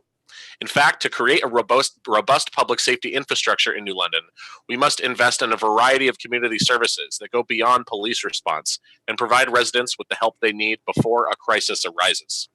Such services include, but are not limited to, access to affordable health care and mental health providers, affordable housing, quality education, quality green spaces, and expansive youth services. On July 20th, 2020, New London City Council members unanimously approved a resolution declaring racism a public health crisis. Repealing ordinance number 1614-2, section 15 through 62, aligns with such a declaration and is a prerequisite to re-examining funding priorities that best support New London residents, particularly our residents who are Black, Indigenous, Latinx, Asian, immigrant, and poor. Pursuant to Article 3, Section 2 of New London City Charter, any elector may present a measure in writing to the council, and it shall be voted upon by council for final passage within 60 days of its receipt. This measure is being presented by the New London People's Budget, New London Coalition. To conclude, we call upon Mayor Passero, the New London councilors Alma Nartadas, Kevin Booker, Curtis Goodwin, Rihanna Dice, Efren Dominguez, John Sadie, and James Burke to repeal Ordinance 01-6-14-2, section 15 through 62, as a first step to reimagining New London's public safety infrastructure. Okay, thank you. This is President Dominguez. Thank you, Councilor Burke. Okay, at this time, the next speaker is Rob Perro, who's the Board of Education member. Thank you, Council President Dominguez. Good evening, councilors, Mayor. I just want to first start off by thanking all our Public Works employees who've been understaffed, working hard over the last so many months with a short staff and having this terrible weather to deal with. They're doing a great job. So, and the Public Works Director who's on tonight, thank you for what you're doing for our community. I just want to, I come to support the Jennings school bonding. A year ago, I got on the school board. I thought it was important that the schools have a capital plan. I want to thank Mayor Passero and Finance Director McBride for listening to the board. These are really expenses that shouldn't be borne by the education side. These are non-educational expenditures, and I'm glad to see that you've included us in the bonding package. That's really helpful, I think, moving forward. I think back in 2008, when I was on the council, we started bonding for infrastructure items throughout our city. And many councils after that have continued that. And I'm glad that, Sissy, you're continuing in that direction.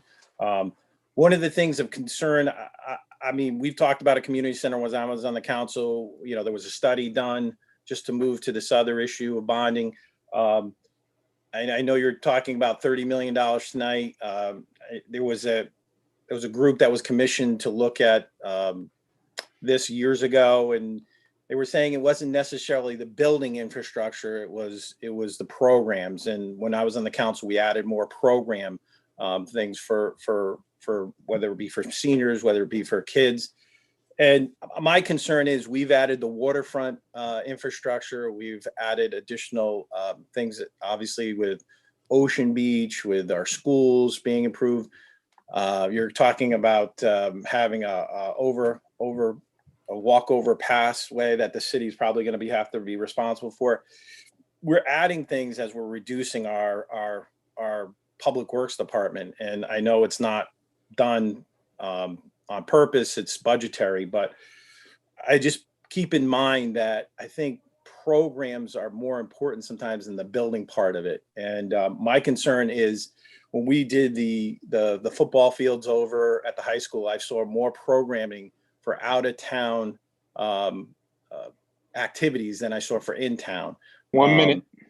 I would almost like to see if there would be programming done more than a building, but I understand the intent behind it, trying to have something that our community deserves. But in some ways, I'm concerned down the road, once we have that infrastructure, that we may not be able to maintain it, and we have issues, and then the programming around it, the budget around it, the ability for our residents and our youth to have access to it, and the area.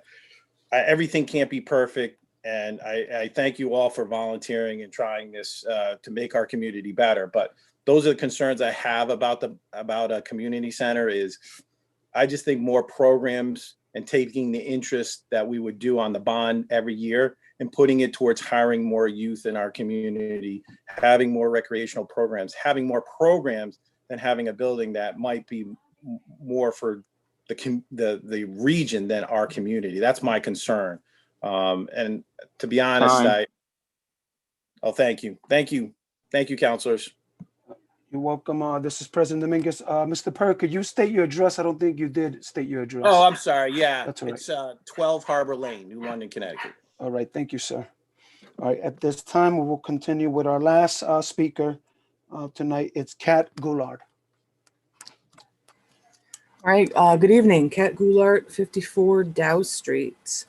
I want to touch on a couple items tonight.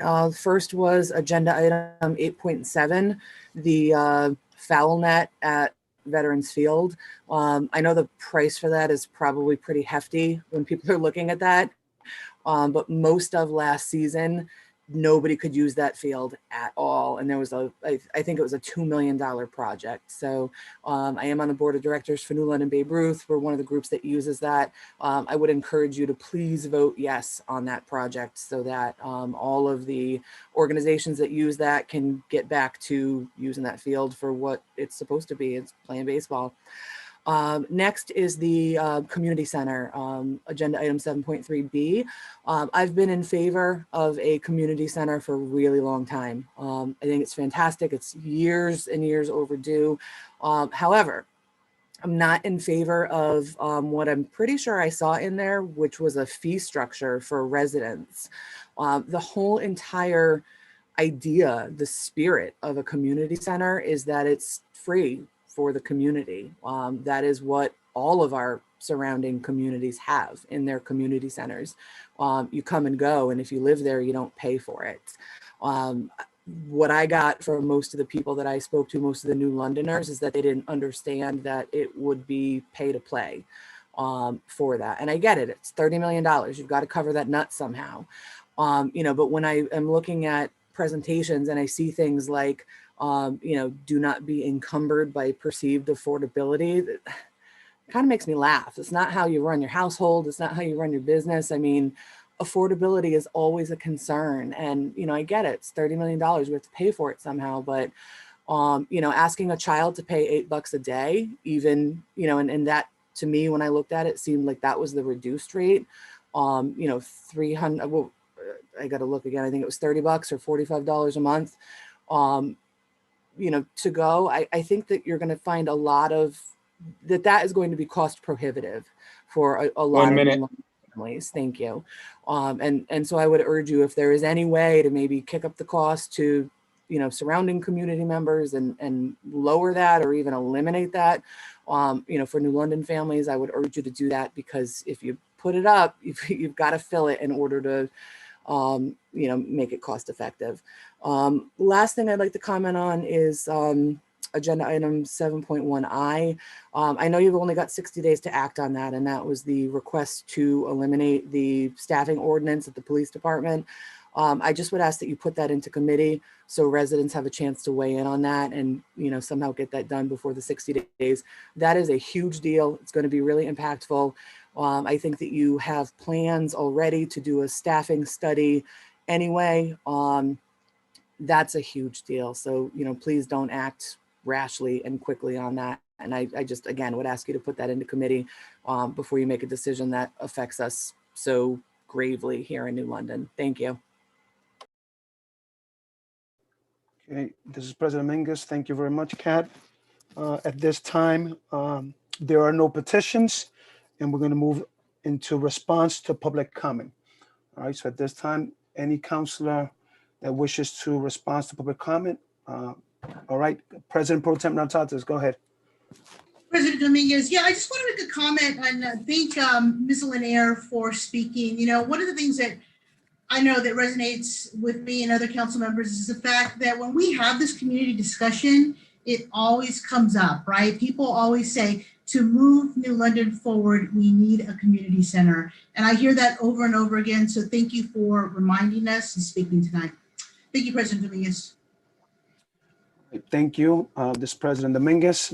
Any other counselor that was, okay, Counselor Goodwin, go ahead, sir.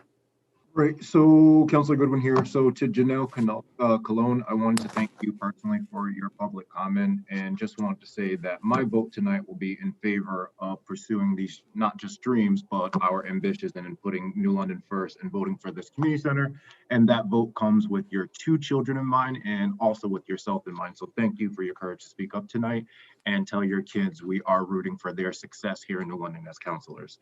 I also want to speak, many of you spoke about the community center at large. I just wanted to take a note at the folks that did speak. We had the NAACP as a branch that spoke in support. We had a Board of Ed member spoke in support. We have parents. We have our state rep on the line speaking in support. We have our professionals from B&D who are on board, and I can see them smiling, taking notes at every single thing that you're saying. Katie, I do see you, which shows that they are attentive, they are listening, and your voice is something that they utilize and leverage at every step of the way. So I just want you guys to know that all this input is very reflective of not only the work that we have to do, but it all leads towards one thing, the need for this community center. And I think we have the team, the ambition, and the timing to do so, and that timing is now.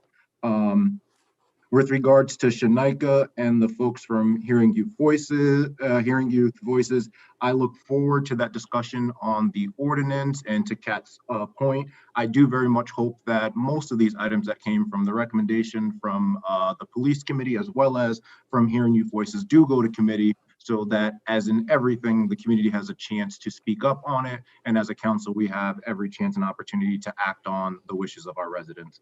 But I am in favor of reviewing that ordinance and setting the tone as to what policing and community policing looks like in our community. Oh, so Rihanna. No worries. Hello to you too, ma'am. And I think that was it for now for my public comment. Thank you. Right, President Dominguez, thank you, Councilor Goodwin. Any other counselor that wishes to speak? Councilor Burke. And then Councilor Sadi. Thank you very much, President Dominguez. This is Councilor Burke. Yeah, thanks so much for coming out tonight. I'll quickly address all the strong showing of support for the community center, which I'm sure we'll discuss more later on in the meeting. But yeah, I am very excited about this plan. I would echo State Rep Nolan's praise of the mayor and Felix Reyes for taking such great initiative on this. But I will also share concerns over the pricing model. As you know, was brought up a list of possible membership rates, and just to remind folks here that what we're voting on tonight is acquisition of the land, a referral to planning and zoning, and bonding, and that any final determination on the business model and membership fees would be taken up at a later date, and that I will definitely be looking hard to make sure that the services offered at this community center, should it reach all of its approvals, be very progressive and ensure that all of our children, families, and seniors in New London have access to it. Regarding to Shanika Ferris and the New London People's Budget Coalition, thank you very much for introducing this ordinance, as you're duly right to as electors of the city. And I would, just when the council is required to take action on it within 60 days, that when we do so, I will be strongly in support of repealing such ordinance.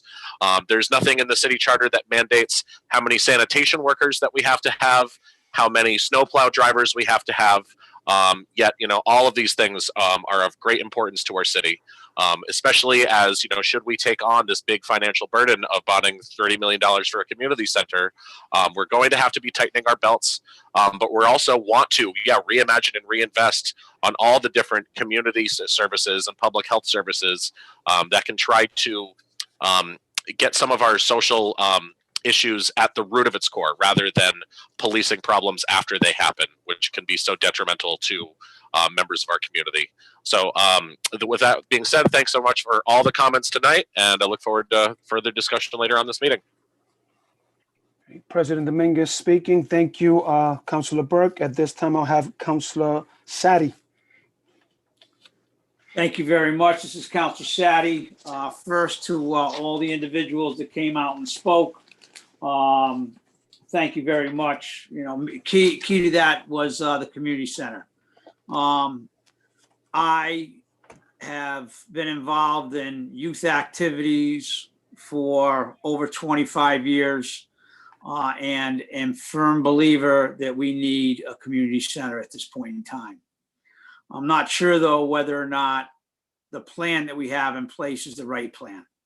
The cost, Felix, when you gave that cost analysis, it came out to be 30 million. But if you read the figures that you had there, the figures were actually only 29 million. So I'm not sure where that other 1 million was added in. Also, we don't presently own the land. And I know that it still has to be, it's in, receivership or whatever you want to call it with RCDA, it has to come back. Have we taken a look at the land? Is DEP going to give us all the permits we need to build? Is there any type of remediation that is needed? One of the selling points has been that other communities are going to use it. I don't know that, number one, I want that to happen, and I don't know that it's going to happen.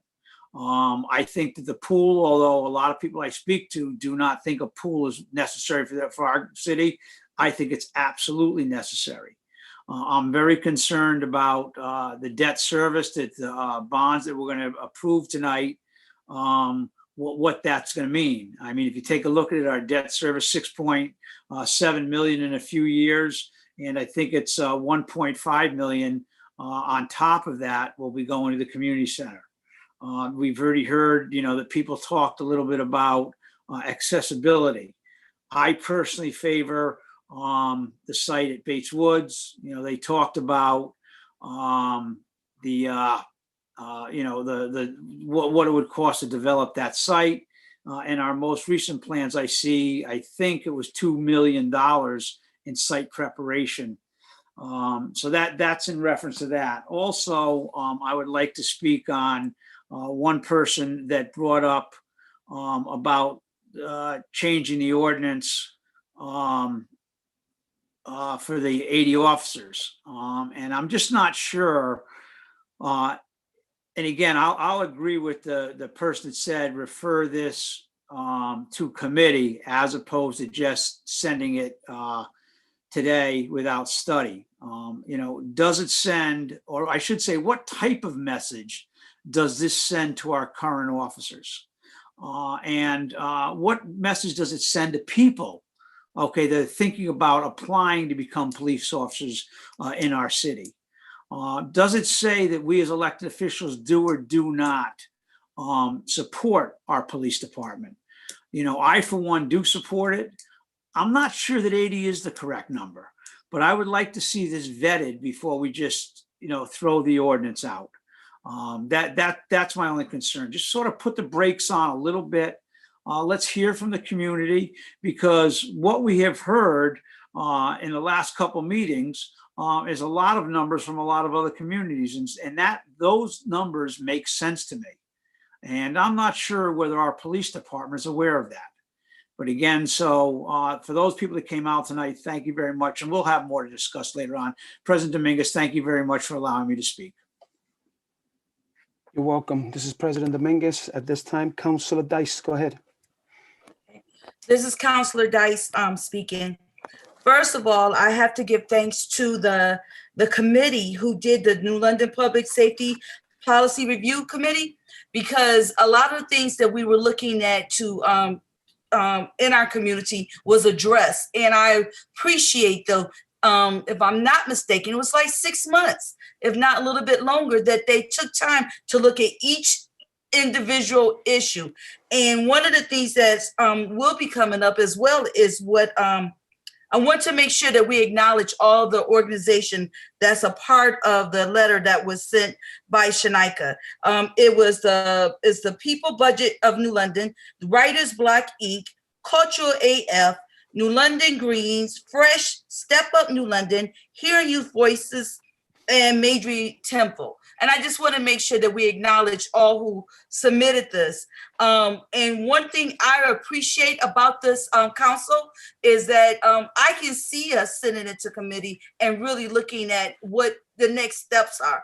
And so with that being said, that's one thing I noticed, that this council is embedded or involved or committed to the youth and seniors of this community. And the reason why I say that, because when I look at each one of them, they are involved, whether it's providing after school programming, providing a talent show, teaching in the schools, working with the parents at the school, providing baseball service. So I guess I don't want people to forget about who we are as individual, as who we are as counselors. With that being said, I just like to say, I took some keywords out when we were talking about the recreation center, like real investment, quality of life. And then our state representative brought me back a little bit with yo, and I'm thinking, yep, I was a part of that too. And seeing all these different things, it's just really important that we are invested and thinking outside and taking the next steps. And that's what I like about this council, is that we're looking how we can make, how we can serve the families in New London. And I appreciate that. So with that being said, I just like to say everyone who took time to express their thoughts, feelings, or how they feel that we should go, I'm saying bring your butt to the table. If something that you like, I'm nervous about this, speak up, say something so we can know what, how we can move forward. But I thank you for speaking up, because that's what it's all about. We won't know if you don't say anything or if you don't show up to say something. This was Councilor Dice. Thank you, President. All right, thank you, Councilor Dice. This is President Dominguez. All right, Councilor Booker. Thank you, President Dominguez, and also thank all the councilors. And I also want to say thank you to all of you who took time out to be here, for your dedication, your commitment. I heard you loud and clear, and I appreciate what you are saying. because it means so much in our great city. You know, as just to echo what Councilor Dice was saying, real investment, quality of life, and thinking outside. That's what we do within our council. And MK Asante Jr., who's a professor at Morgan State University, always says, when you make an observation, you have an obligation. When you make an observation, you have an obligation. And I have an obligation as a city councilor to respond to what the community has been asking for and to ensure that everyone has the opportunity to use this awesome facility that we are coming together as a council. And we as a councilor will definitely ensure that everyone has the opportunity to use the community recreation center. As Councilor Burke said, that's something that we do here as a council. We work together, we're all about the community, and that's what we will continue to do. So I want to say thank you so much, but when you have some comments and everything, please reach out to us, because this is something that we believe in, this is something that we are invested in, and we are here for you. And we hear you loud and clear, and this is something that we know we need for the community. And tonight, I definitely will stand for this camp. So thank you.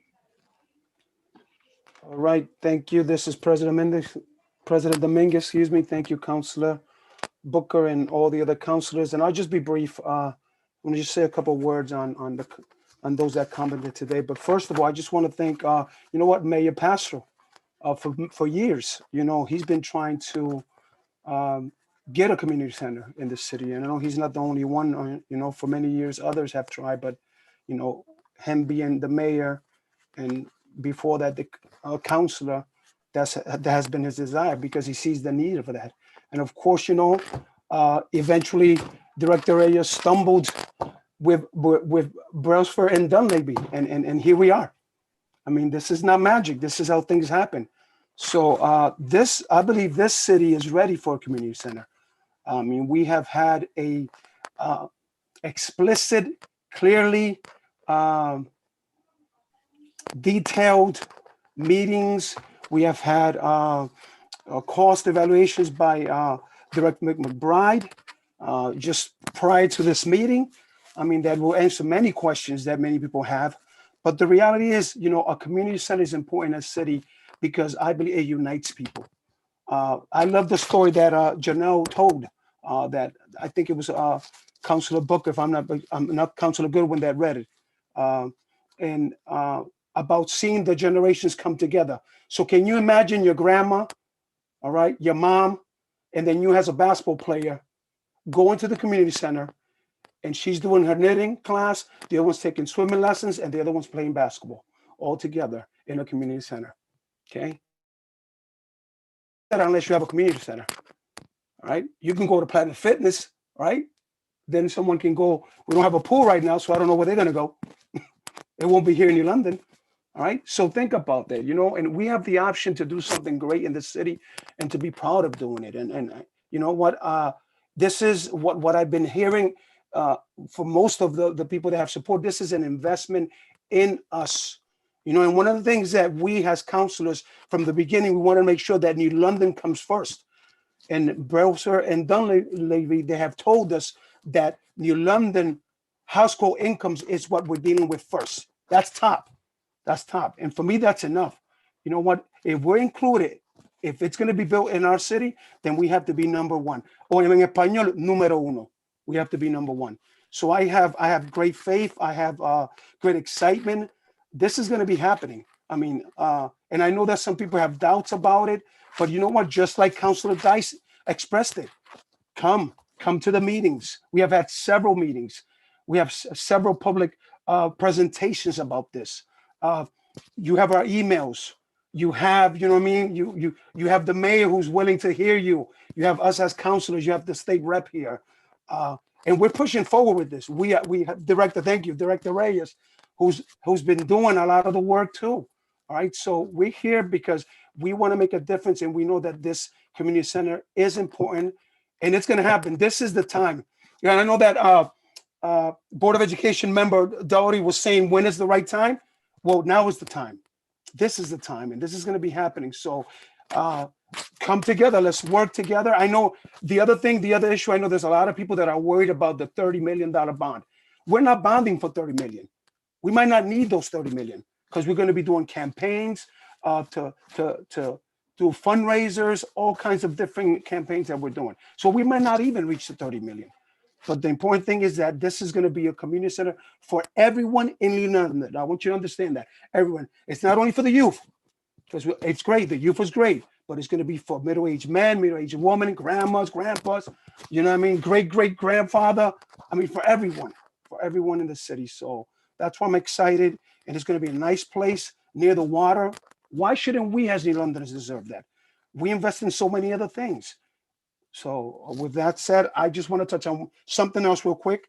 I know that Shanika, and I'm glad that Councilor Dice named the other electors who brought about the ordinance of the 80 officers. We are going to look at it. We are going to look at it, knowing that 40% of the emergency calls to our New London Police Department are for mental health. We definitely have to look at this.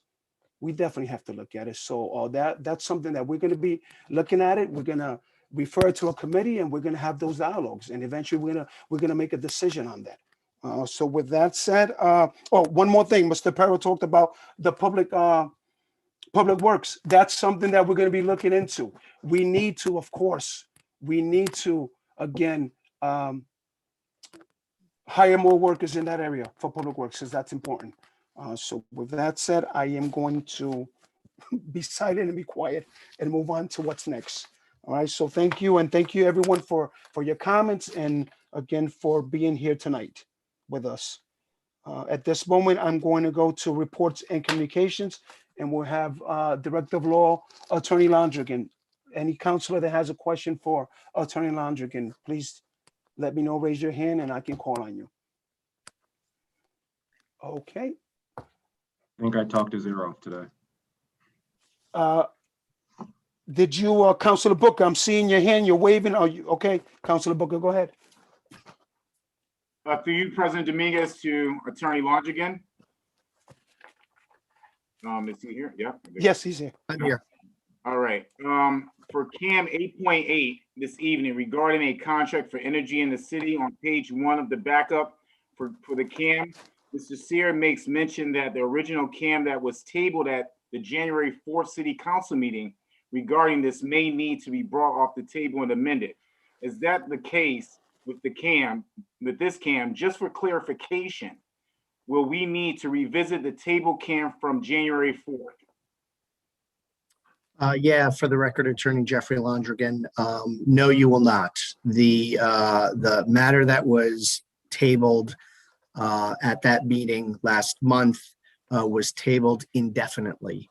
And under Robert's Rules of Order, unless a matter comes back at the next council meeting, if it's not set down for a specific date, then it automatically just drops off. It's as if the council would have dropped it.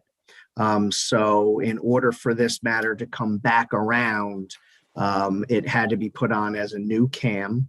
And that old CAM that was tabled indefinitely after your second meeting in January essentially was dropped from any items or matters that the council has pending. Thank you very much, Attorney Londrigan. I also have another question in regards to the feather flag. A business owner in New London contacted me regarding the use of a feather flag at their business because they received a zoning citation for its use, violating zoning regulations 615 signage and 910 zoning permit. Can you share a little bit about the background of the creation of these zoning regulations in regard to the use of the feather flag? Yeah, for the record, Attorney Jeffrey Londrigan, I don't know the specifics as far as the reasoning behind the Planning and Zoning Commission deciding to treat feather flags a certain way. But what I can say is that signage and the use of signage typically falls under the powers of a municipal planning and zoning commission. And so the Planning and Zoning Commission is entrusted with adopting zoning regulations and deciding what it wants to allow, what it wants to prohibit, and what it wants to permit with special permission. And I haven't had an opportunity to look closely at the notice of violation that you had sent to me earlier today. But 615, I know, is our general, or ours, meaning the Planning and Zoning Commission, our city zoning regulations. 615 is the one that deals with all the different types of signs and the regulations as far as the different types of signs that are permitted in the city. And 910, I believe, talks about, it might be talking about special use permits or site plans. So I don't want to say there's no way for that particular property owner to be able to have a feather flag. It might just be that they have to file some paperwork with the zoning department. But in essence, we've had I've heard of the issue with feather flags before with other commercial businesses having feather flags and getting similar notices and having to take them down. And will you also be able to provide the historical background for me, just like on another day? I would greatly. Yeah. What I'll do is I will send an email to the zoning enforcement officer. She should be able to have some of the background as far as when that regulation maybe was implemented, and maybe be able to pull out the minutes on when it was discussed. And hopefully there'll be some background to the thought process that the Planning and Zoning Commission had at the time when it decided that feather flags needed to be treated differently or not permitted. Thank you very much, Attorney Lodrigan. This is Councilor Booker. No further comments or questions. Hey, this is President Dominguez. Thank you, Councilor Booker. Any other councilor that wishes to address a question to Attorney Lodrigan at this time? Okay, seeing none. All right, we will continue. Thank you, Attorney Lodrigan. All right, let's continue with council committee reports. We had a finance committee this evening that started at 5:30 with a presentation about the community center by Director Reyes.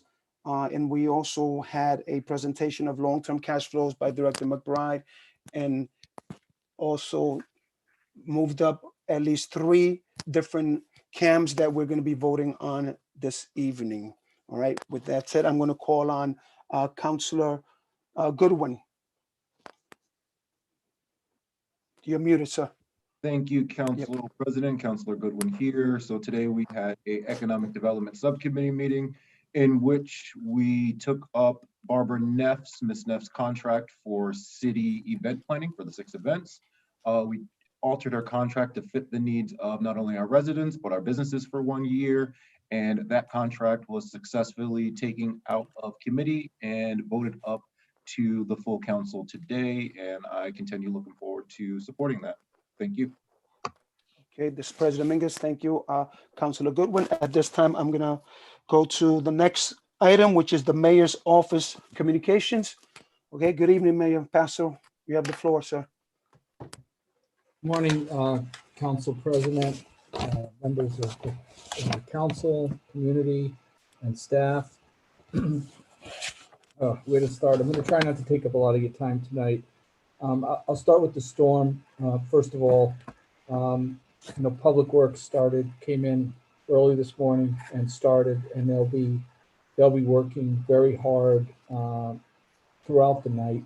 So we certainly appreciate their efforts, and we also appreciate the patience of the community while our Public Works crew clears all of this snow.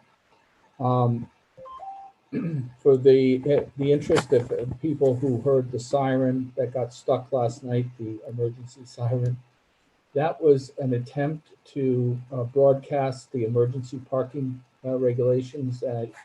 We haven't had a lot of snowstorms, thankfully, in the last couple of years. Hopefully we don't continue to make up for it this season, but so we haven't had to do that in a couple of years, maybe going back 3 years even. But It got stuck, didn't work, startled a lot of people, so we apologize for that. We also, we want to segue into using this notification system called the Everbridge system. And so a lot of the community members should have received phone calls or text messages with the message that we would normally go over the loudspeaker system. We would ask people that get those messages to there's a way that you're supposed to reply. If you get it by text, you just write yes, reply with the word yes, and the system records your reply.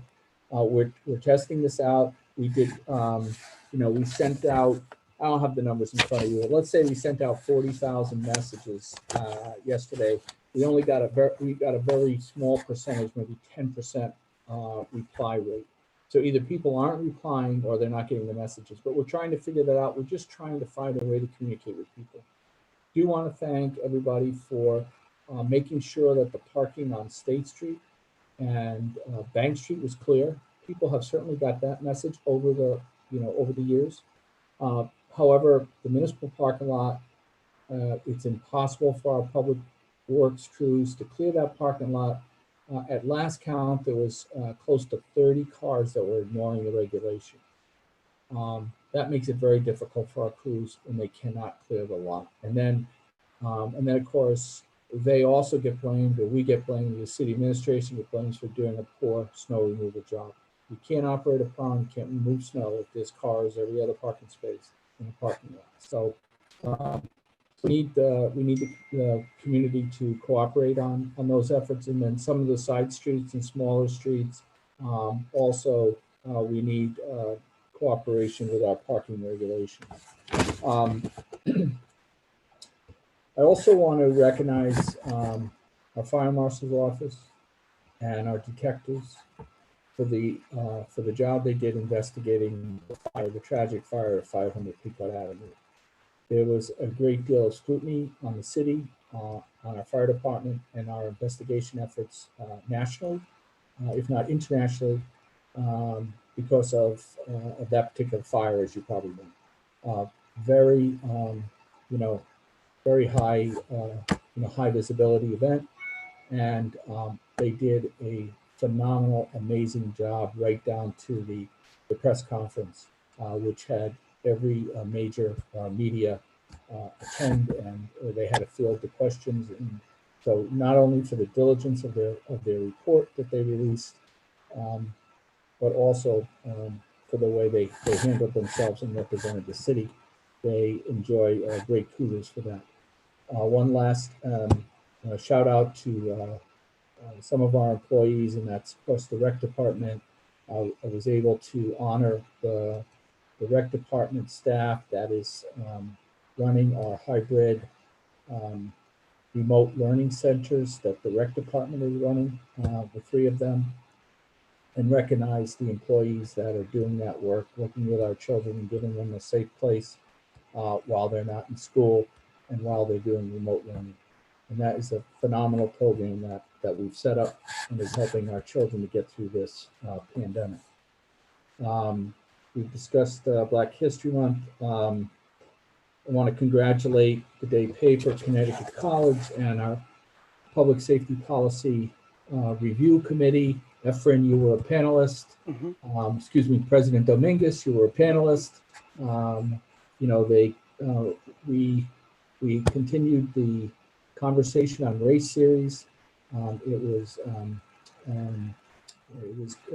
headed up by John McKnight of Conn College, 2 nationally recognized experts, and a panel of citizens, including President Dominguez, Ginny Milstein, quite a few other people, local people on the panel.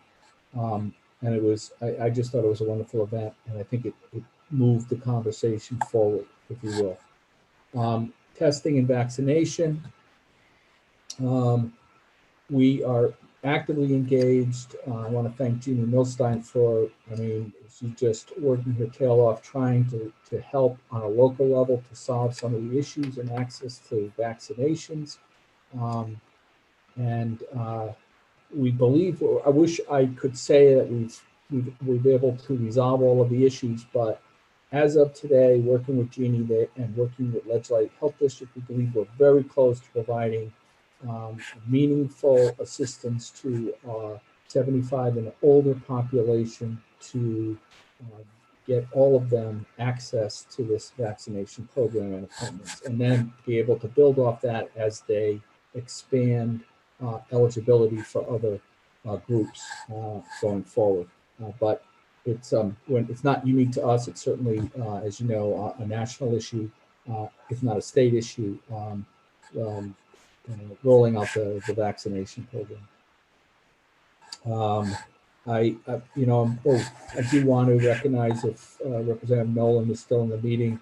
I thank him for there's some exciting measures that are before the General Assembly in this session. The one near and dearest to my heart is pilot reform, and Senator Looney is working hard on that. I am really hopeful that some version of pilot reform will come out of it. I don't want to get on my soapbox on that, so I'm going to stop right there because otherwise I'll have you all for an hour or more. I just want to wrap up with, for me personally, and some of you in the meeting, including Councilor Dias, have been with me since I started working on a community rec center. It would probably go back at least 10 years. We worked with the Liberty Bank Foundation for over 3 years, trying to roll that boulder up the hill. When I became mayor, the first thing I did right out of the box was negotiate a contract with a developer to acquire Edgerton School with an eye that could be a future site. It was for sale at the time. I thought I negotiated a great deal to acquire that property for $300,000. One of the criticisms was that there was no plan. There was quote unquote no plan. You want to buy a piece of property for a rec center, but you have no plan for the rec center. And it was a spectacular political failure for me on a personal loss that I couldn't get that sale through the council, though I had a majority of councilors supporting it. So we've learned from that lesson. Unfortunately, now that piece of land is an obstacle because it was sold right after the city's option to buy it. It was sold for more than twice that amount of money, so the price was already inflated to $600,000 or more than $600,000, and now with the intervening years, it's probably out of price for us to get it back. So we don't want to lose this opportunity. And this time we have, with the help of Brailsworth and Dunleavy and 5 months worth of work and community engagement, we have all of the pieces in place to get this done finally. I want to thank Director Reyes. I want to thank the task force. I want to thank our consultants and of course council support. For me tonight, is asking council, and I believe I have the community behind us, to say, help us invest in ourselves. We've all worked tirelessly together to build the city to this position of financial health that we're in now. I would be the last one recommending this proposal if I thought in any way we jeopardize that progress. What I believe we're doing is we are using that progress for what we should, and that is to now invest in ourselves. We're in the position to do that, and we have a plan that makes this facility self-sustaining, which is key for me. Self-sustaining, and that's the business model, that's the building, and we can afford to get it built. That's the part that we're asking you to approve so we can get going in the project. I also want to recognize Janelle Colon for her comments tonight. Spot on. I think they reflect the feelings that I've heard from this community for decades. And this is the time that we can get it done. And one last thing I'm going to tell you, we're not offering the community a dream. This is a concrete plan that we believe is pressure tested and will get us to what we want to achieve and do it in a financially responsible manner. So I thank you for your support if you consider supporting this proposal tonight. I'll wrap it up right there. I'd like to, one last thing, just want you to know that there's hope. I don't know how it's going to come out yet, but tomorrow's Groundhog Day.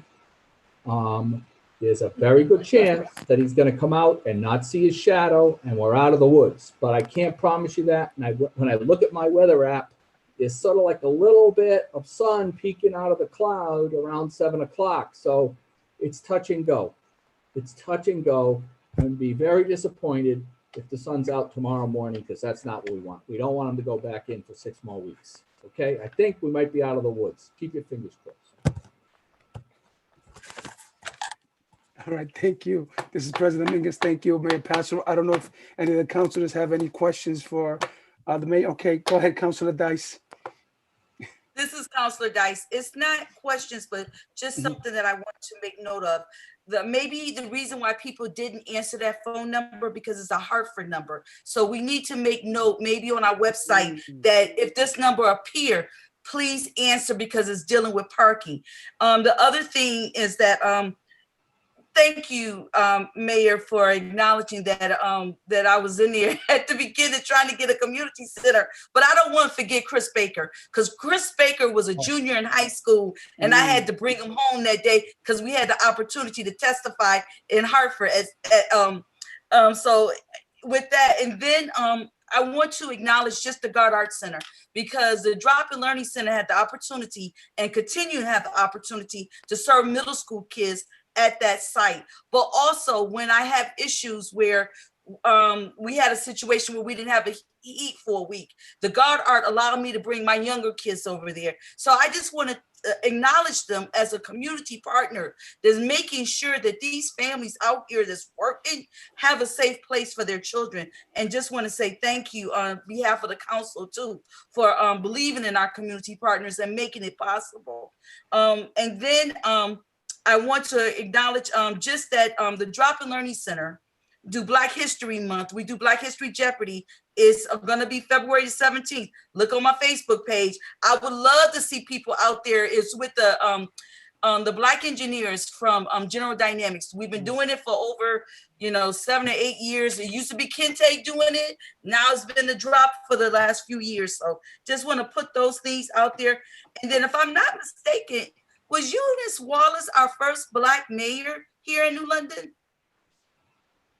I believe Eunice Waller was. Yeah, and just when we talk about Black history, Sadie about to say something. Excuse me, Mayor, sorry. I believe Eunice Waller may have been our first Black female mayor, but I believe Leo Jackson was the first African-American mayor in all of New England. Yeah, I thought I thought you meant the first woman, but yeah, certainly Leo Jackson. But while you mentioned that, Riona, I'll give a shout out now because this might help me move the ball forward. But with the renovation of City Hall, we do want to hang up portraits of Leo Jackson and Eunice Waller.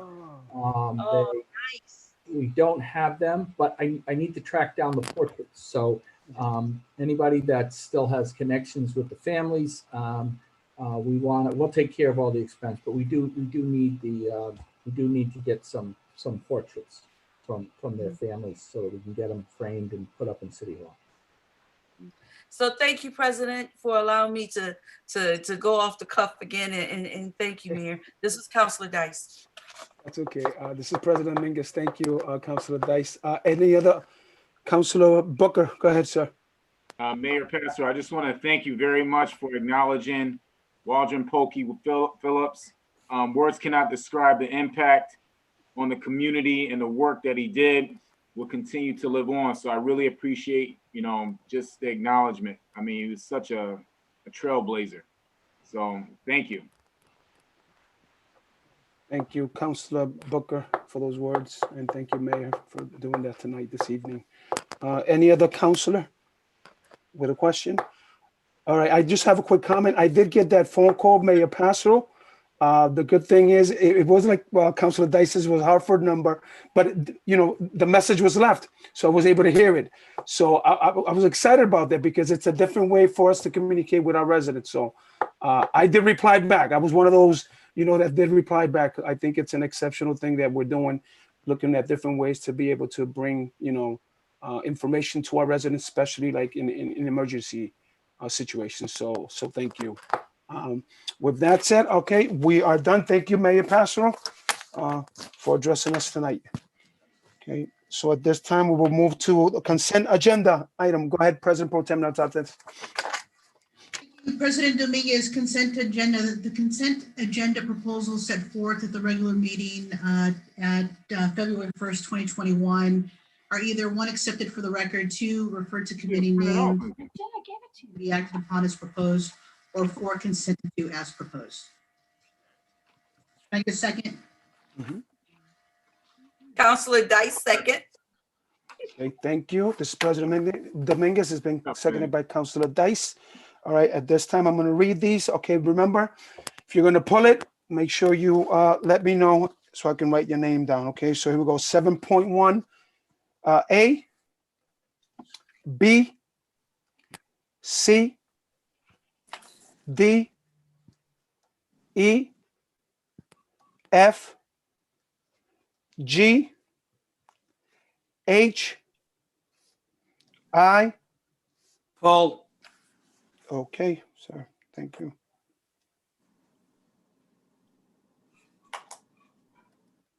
Okay. Okay, J, 7.2. Council President, can you Councilor clarify Burke, which one pulled was pulled? 7.2. I'm sorry, hold on. Wait. Was Before that you go on, this is Councilor Yes. Goodwin. Before you go to Burke, can you just clarify which letter was pulled by Councilor? Oh, yes, sir. It was letter I. Okay, Yep. Okay. thank you. Yep, you're welcome. All right, so 7.2, Councilor Burke, was that you? For That 7. was Burke pull 7.2. Thank you, sir. Okay. 7.3. 7.3A. A. Counselor Sadi would like to pull. All right, 7.3A. 7.3B, Counselor Sadi would like to pull. Okay. Would you like to pull C too? No, sir. Okay.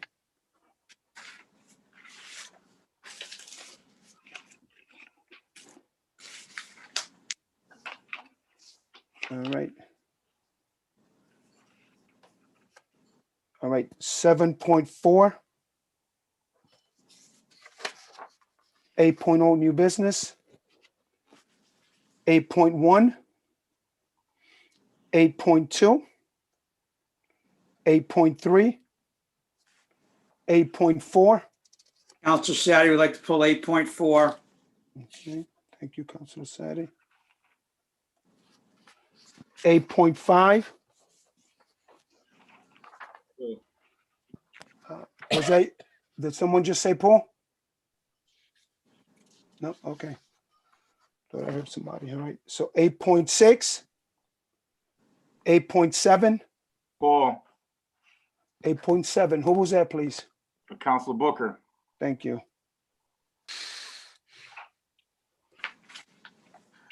All right, Councilor Booker, 8.7. All right, 8.8, 8.9, 8.10.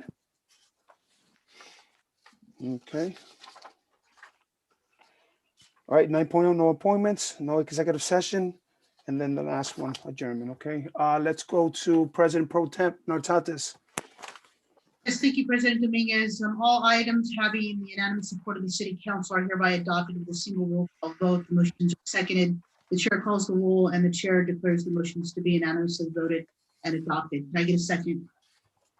second, Councilor Booker, Okay, thank you, Councilor Booker.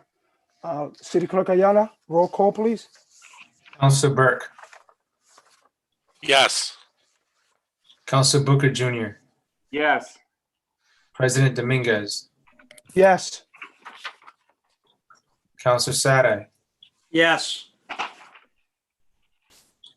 Councilor Goodwin, Yes. President Pro Temp Natartez, Yes. Councilor Dice, Yes. 7 yes. Okay, this is President Dominguez. Thank you. The motion carries. All right, so now we'll start. All right, just make sure, councilors, that you move to Cam. All right, and then you wait for the second and then begin addressing the Cam. All right, we have 7.1I, Councilor Sadi. Yes, I would like to make a motion. We received a matter for the record. And question is, are we referring it to a committee? Because that is not part of the CAM. Well, this one, if 7.1, all these are either you're going to receive for the record or you're going to refer to committee. So you're going to have to refer.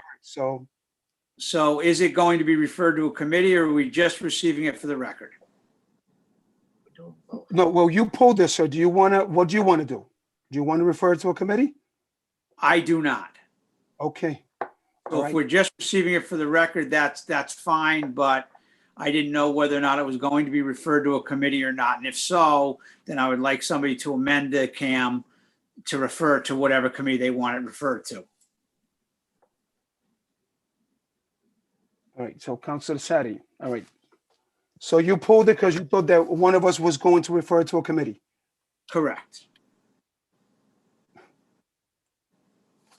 All right. Is there a council? So my motion then is just to receive it for the record. All right, sir. All right, so, okay. Second. Okay, thank you, Councilor Goodwin. It's been seconded by Councilor Goodwin. All right, okay. So all those in favor? All right, say aye. Those opposed, say nay. Okay, so it's been received for the record. Thank you. All right, next, Councilor Burke, 7.2.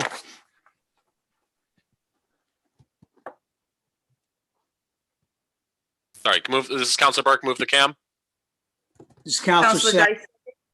Oh, Yep, sorry. Councilor Dice has seconded. Go ahead, Councilor Burke. Thank you. 7.2, Benny Dover Jackson Middle School project tabled from the December 21st, 2020 City Council meeting.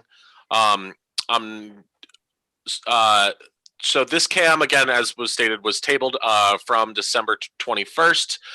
There was correspondence between myself and Kate Turner of Colliers, our project manager on the Benny Dover Jackson Middle School project. Kate reached out because what we would like to happen at some point this evening is for there to be a motion to table this CAM indefinitely for the reason that we will, as my understanding is that we will no longer be pursuing an early bid package for the Benny Dover Jackson Middle School project, and instead looking to have come back to council with approval for the project as a whole. So perhaps what would be great is if Kate Turner could provide a brief explanation, clarify any of the information I provided, and then any councilors can ask questions before we perhaps entertain a motion to table indefinitely.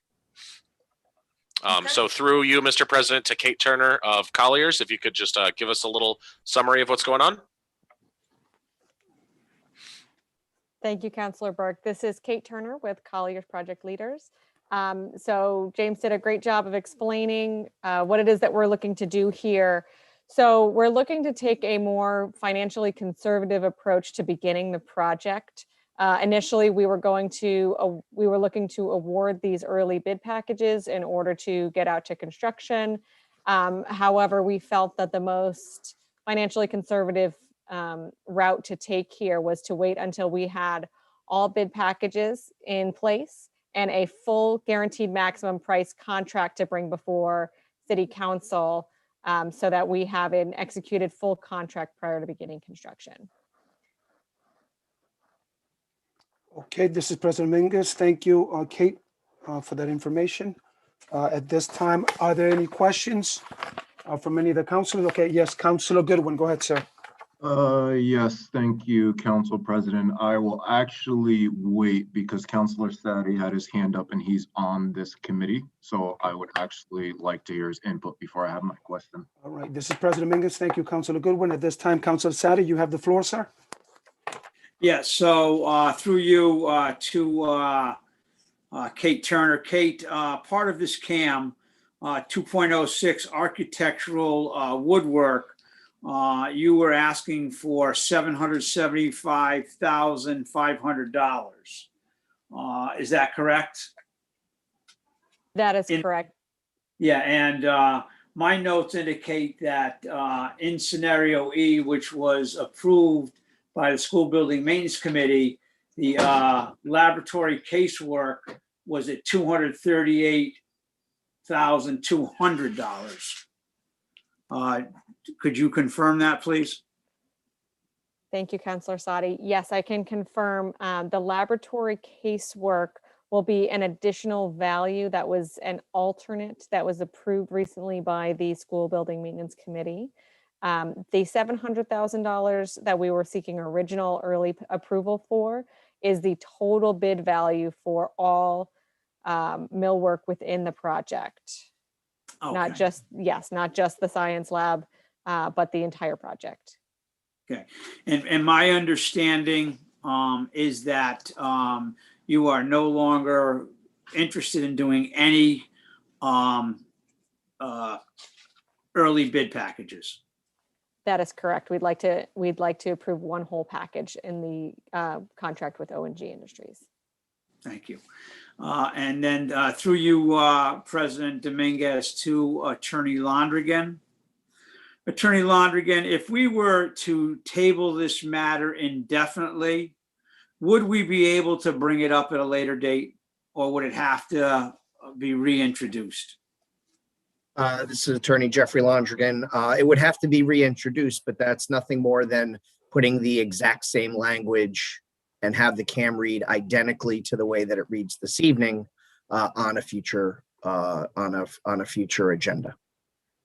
So is there any benefit of tabling it indefinitely as opposed to just voting it down and removing it? This is Attorney Jeffrey Londrigan. They essentially both accomplish the same thing. Nothing is gained or lost by either voting to drop it from the agenda this evening or voting to table it indefinitely and not having it come back up on your next meeting in February. They would both accomplish the same thing. At this point in time, I would like to make a motion to move the question and hopefully go with what Kate Turner said and just, I plan on voting against the motion. So because there is no interest in early bid packages. Point of reference, hold on, Councilor Sadi, I'm sorry. Can you hold on that motion? Because Councilor Goodwin wanted to go after, you know. Yeah, well, there's no second to that motion. All right. All right. So I'll make the motion as long as not a second. Councilor Goodwin's more than welcome. Thank you, sir. Thought it would be appropriate to get an update on where we are with this construction project. As I share my excitement for building new schools, I also have my certain criticism on making sure we protect the taxpayers' contribution to this. So through you, Council President, to Director McBride, could you give us an update on where we are with this project? Good evening. This is Director McBride. Your question specifically related to the middle school? That is correct, sir. The project is moving along. There's some discussions with the committee right now working on the ineligibles. The main focus point from my standpoint is, from my opinion, I believe the project has too much ineligibles in it. As of right now, there are 2.4 million of ineligible costs that are at the beginning of the project. And without getting into a great amount of detail, my concerns are, if you take the 2.4 million of ineligibles, which was a form that was provided to us in October at a School Building Maintenance Committee, and you add in a potential 5 to 10% of ineligibles, which may come once a shovel hits the ground, that if, let's say, that's 7.5% of ineligibles on top of the 2.4, that total ineligible list, the total ineligible number will be approximately 14 million. That 14 million would equate to approximately 29% reimbursable rate, which I don't think was the intent of what the taxpayers moved forward back when the bonding ordinance was done. So with that being said, I am working with Kate and Chuck and Counselor Sadai and others to try to make sure we review the ineligibles with greater detail, because it is of the utmost importance to make sure that ineligible form that's at the state gets revised and the ineligible numbers come down, not just on that form. There's some potential items, but also as we go forward, and I apologize, Councilor Burke's on the committee as well, as we go forward month over month to make sure those ineligibles are minimized, because that amount of taxpayer dollar is much more than what the taxpayers thought at the beginning of time. So going into a lot of detail, but the project's moving along. Everything's going rather well. Just the concern of the ineligibles is what I would say would be a concern from my standpoint, from the financial realm. So hopefully that gave you a little clarity. But again, it's moving forward, and we're going to continue to work on that to make sure those ineligibles come down. Correct. Thank you very much, Director. I have no further questions. Thanks. Right, thank you. This is President Mingus. Are there any other questions from any of the other councilors? Okay, seeing none. At this time, I'm gonna ask Councilor Sadi, can you repeat your motion? Yeah, my motion is to move the question, and I plan on voting in the negative.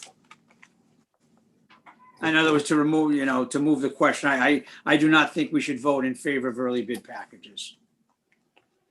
Okay. All right. Is there a second to that? Move the question?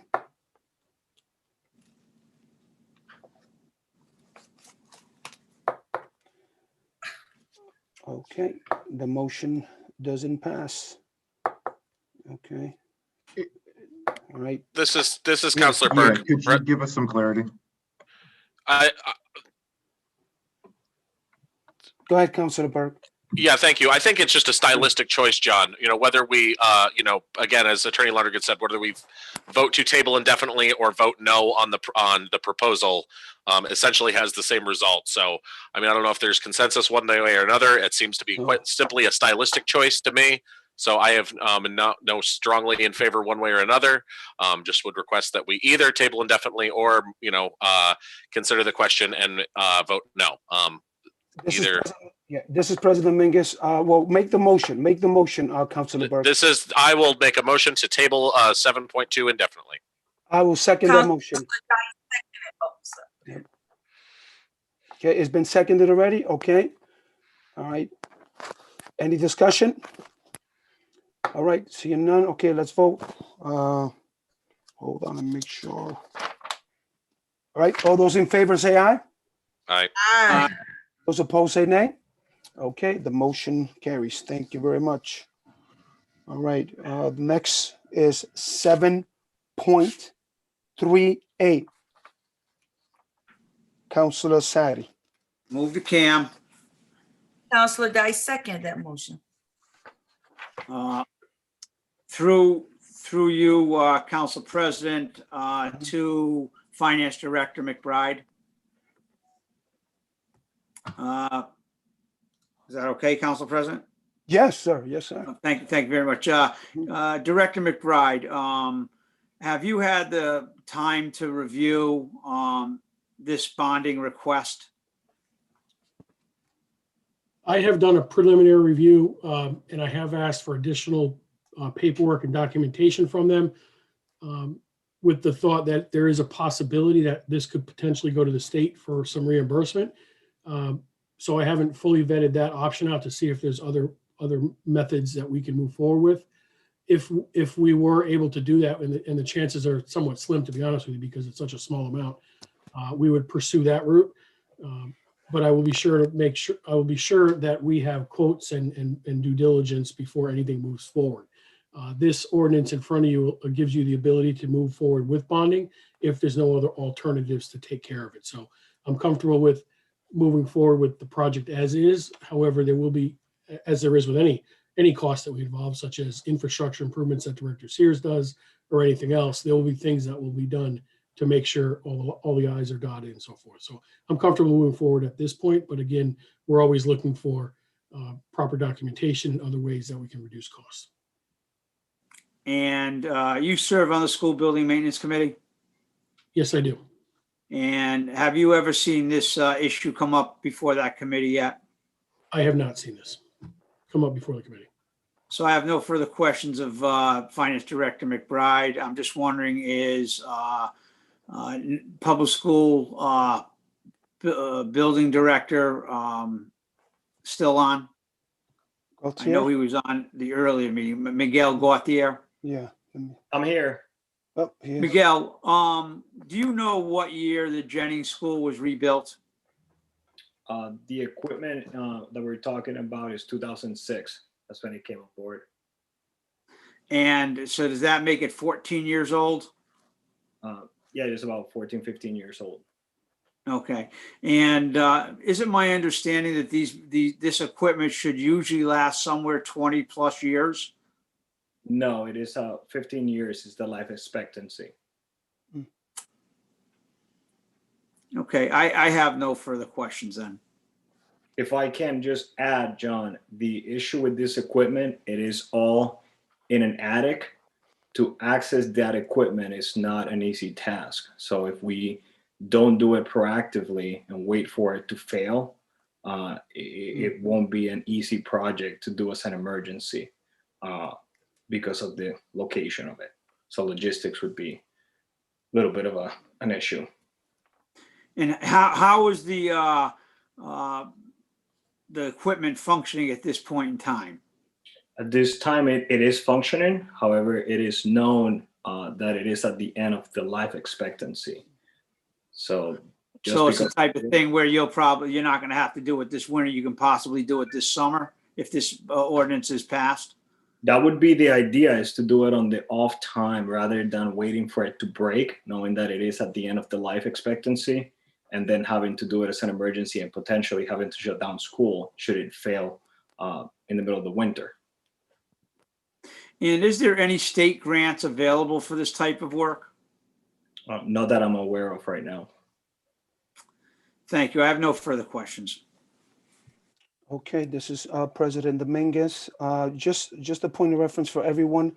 Please don't forget to state your name every time you speak. It doesn't matter if you're going back and forth, because this, for the record, is being recorded. So just a reminder, gentle reminder for everyone just to do that. Thank you, guys.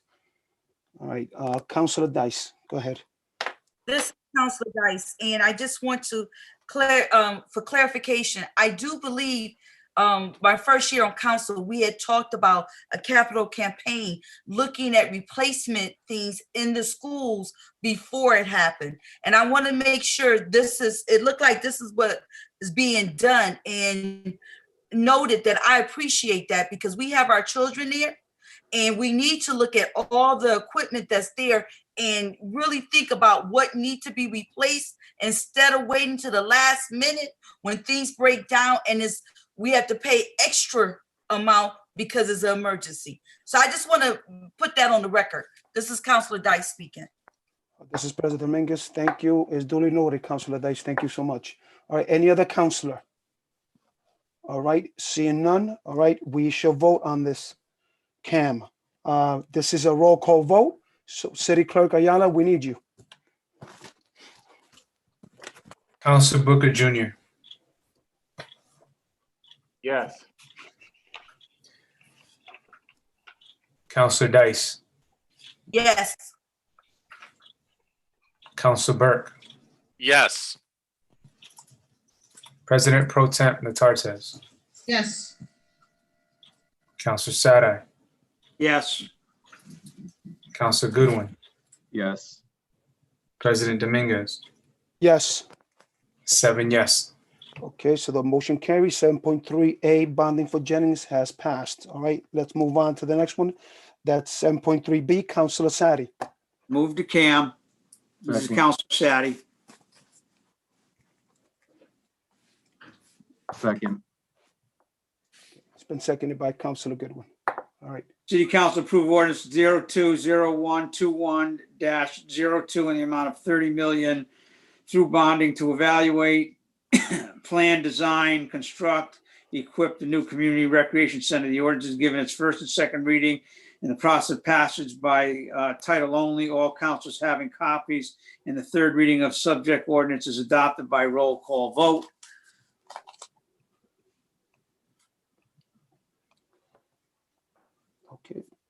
Councilor Sadi, you still have the floor. So, Okay, just want to make sure, sir. yep, this is President. Again, I did state a lot of different things Mhm. during the committee meeting, and so I'm not going to belabor those points.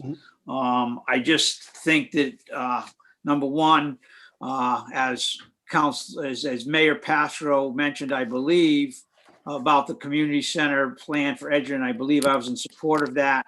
The purchase at $300,000 and moving forward. This year, I fully support the community center. I'm not sure though whether or not we're there yet. We have a senior center that's still at the Martin Center. It's not moving. We're paying over $50,000 a year to have it there. Whether or not that lease has to stay in effect for 10 years or whether or not we can get out of it, I'm not exactly sure. But, you know, it's been said to us that this is a community center for young, middle-aged, and old. Some seniors have approached me and said they feel a little bit left out because the community center is not moving into the senior center is not moving into this brand new community center. So I think that issue needs to be addressed.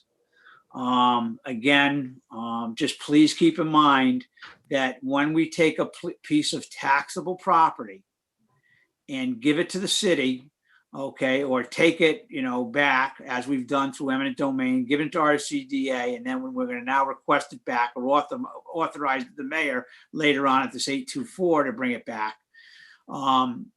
we forever lose a taxable piece of property.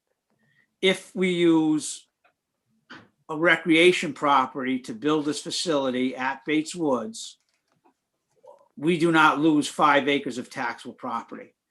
We hear over and over and over again that New London's biggest problem is it has too much non-taxable property.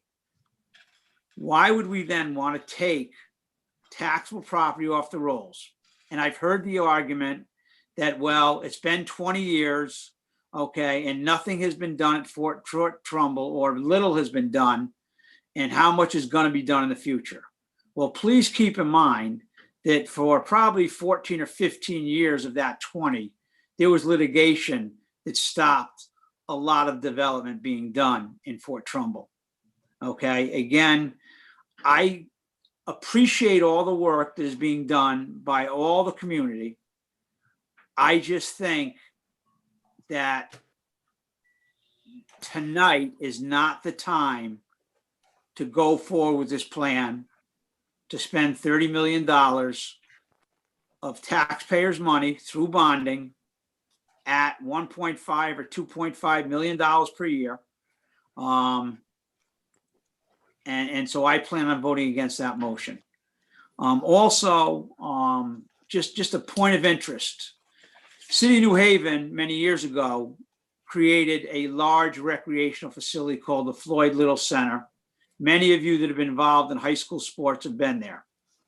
Most of, if not all of that money was bonded by the state of Connecticut. Why are we not approaching the state of Connecticut to find out whether or not they will bond money for this project to bring the cost down? But again, 100% in support of a community center. Just believe that this proposal that we're looking at tonight is a little bit premature. Thank you very much for your time, Council President Dominguez. President Dominguez, thank you, Councilor Sadi. At this time, I'm going to call on Director Reyes. I have a question for you, sir. So just going on, just a statement that Councilor Sadi said.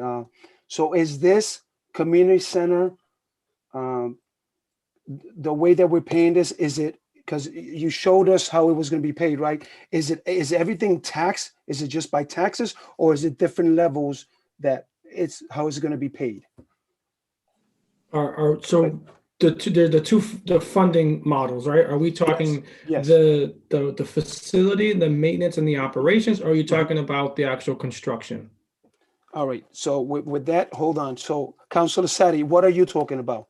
I'm gonna direct this Okay, question. Are you so- talking about, no, just tell me Yeah. quick, because I don't want you to go into, Right, you know, no, just so simply, I just Council- need, is it the Director construction McBride- or is it the other one? Which one? Director McBride could answer that, but what he said during his meeting was he talked about how much debt service is going to increase to the taxpayers over the life of this bond, which is 20 years. There was another line item that talked about how much money was going to be gained. My understanding is the money that we were talking about that was going to be gained was money that would be used to support maintenance of the facility. And if I was mistaken by that, either Director Reyes or Finance Director McBride would be more than glad to correct me if I was wrong. Yeah, I think, I think you got some of it, Counselor Sadi. I think some of the clarifications that I'll make, and hopefully this answers the question. Yes, so the revenues that are going to be generated for the facilities year 4 and past, obviously the building becomes 100% sustainable where it's covering the operations cost, then creates a net cost, right? A net profit, right? That net will increase over the years, and that is what will get redirected back to help pay the cost down on the debt services. So yes, that's where that additional money and where potential money can be used for paying the debt services. But we're also want to be going into this with a very conservative business model of us alone as a city being able to pay for this recreation center. It does not take into consideration capital campaigns, corporate sponsor, marketing and naming rights, building naming rights, community foundation, and endowment. All those things, that's the next step. But we wanted to make sure that we brought a plan that didn't depend on that, because that can come and go like the wind. That is something is fiscally irresponsible to say that we're going to depend on these third parties, corporate sponsors to create, to put that in our every year to year operating revenues. As David McBride had mentioned earlier, we're coming in this extremely conservative. So as those partners come in, as this project becomes a reality, as we're able to sell a real project, able to do the capital campaign that we're planning to do, that money will go to paying the first few years where we're trying to build up sustainability financially. It goes and starts paying, creating the endowment. It starts putting those funds together, set aside to ensure that residents will never be turned away. It goes into paying debt services. So that's the net a benefit of this, that it's not included. We understand it has to be part of it, but it's not included in this business model. We plan on including that as that comes. We felt that was the responsible thing. And that to me is putting New London first, being responsible and how we financially model this business plan truly is making sure that New London is first. So that's why you don't see those numbers incorporated in the business plan. Okay, this is President Mingus. Thank you, Director Reyes. At this time, any other counselor that wishes to speak or has a question? All right, let's go to Councilor Burke. Thank you very much, President Dominguez. Through you to Director Reyes, and I know that, obviously there's a few different CAMs related to the community center here tonight. This one, specifically on the bonding, but my question is more holistically to the project as a whole. Director Reyes, so yeah, we're taking a big first step here tonight. There's a lot of work been done. There's a lot, that's gone into this. But yes, $30 million is a lot of money, and we'll have a lot of much consequences. Hopefully, a lot more than positive than negative for future generations.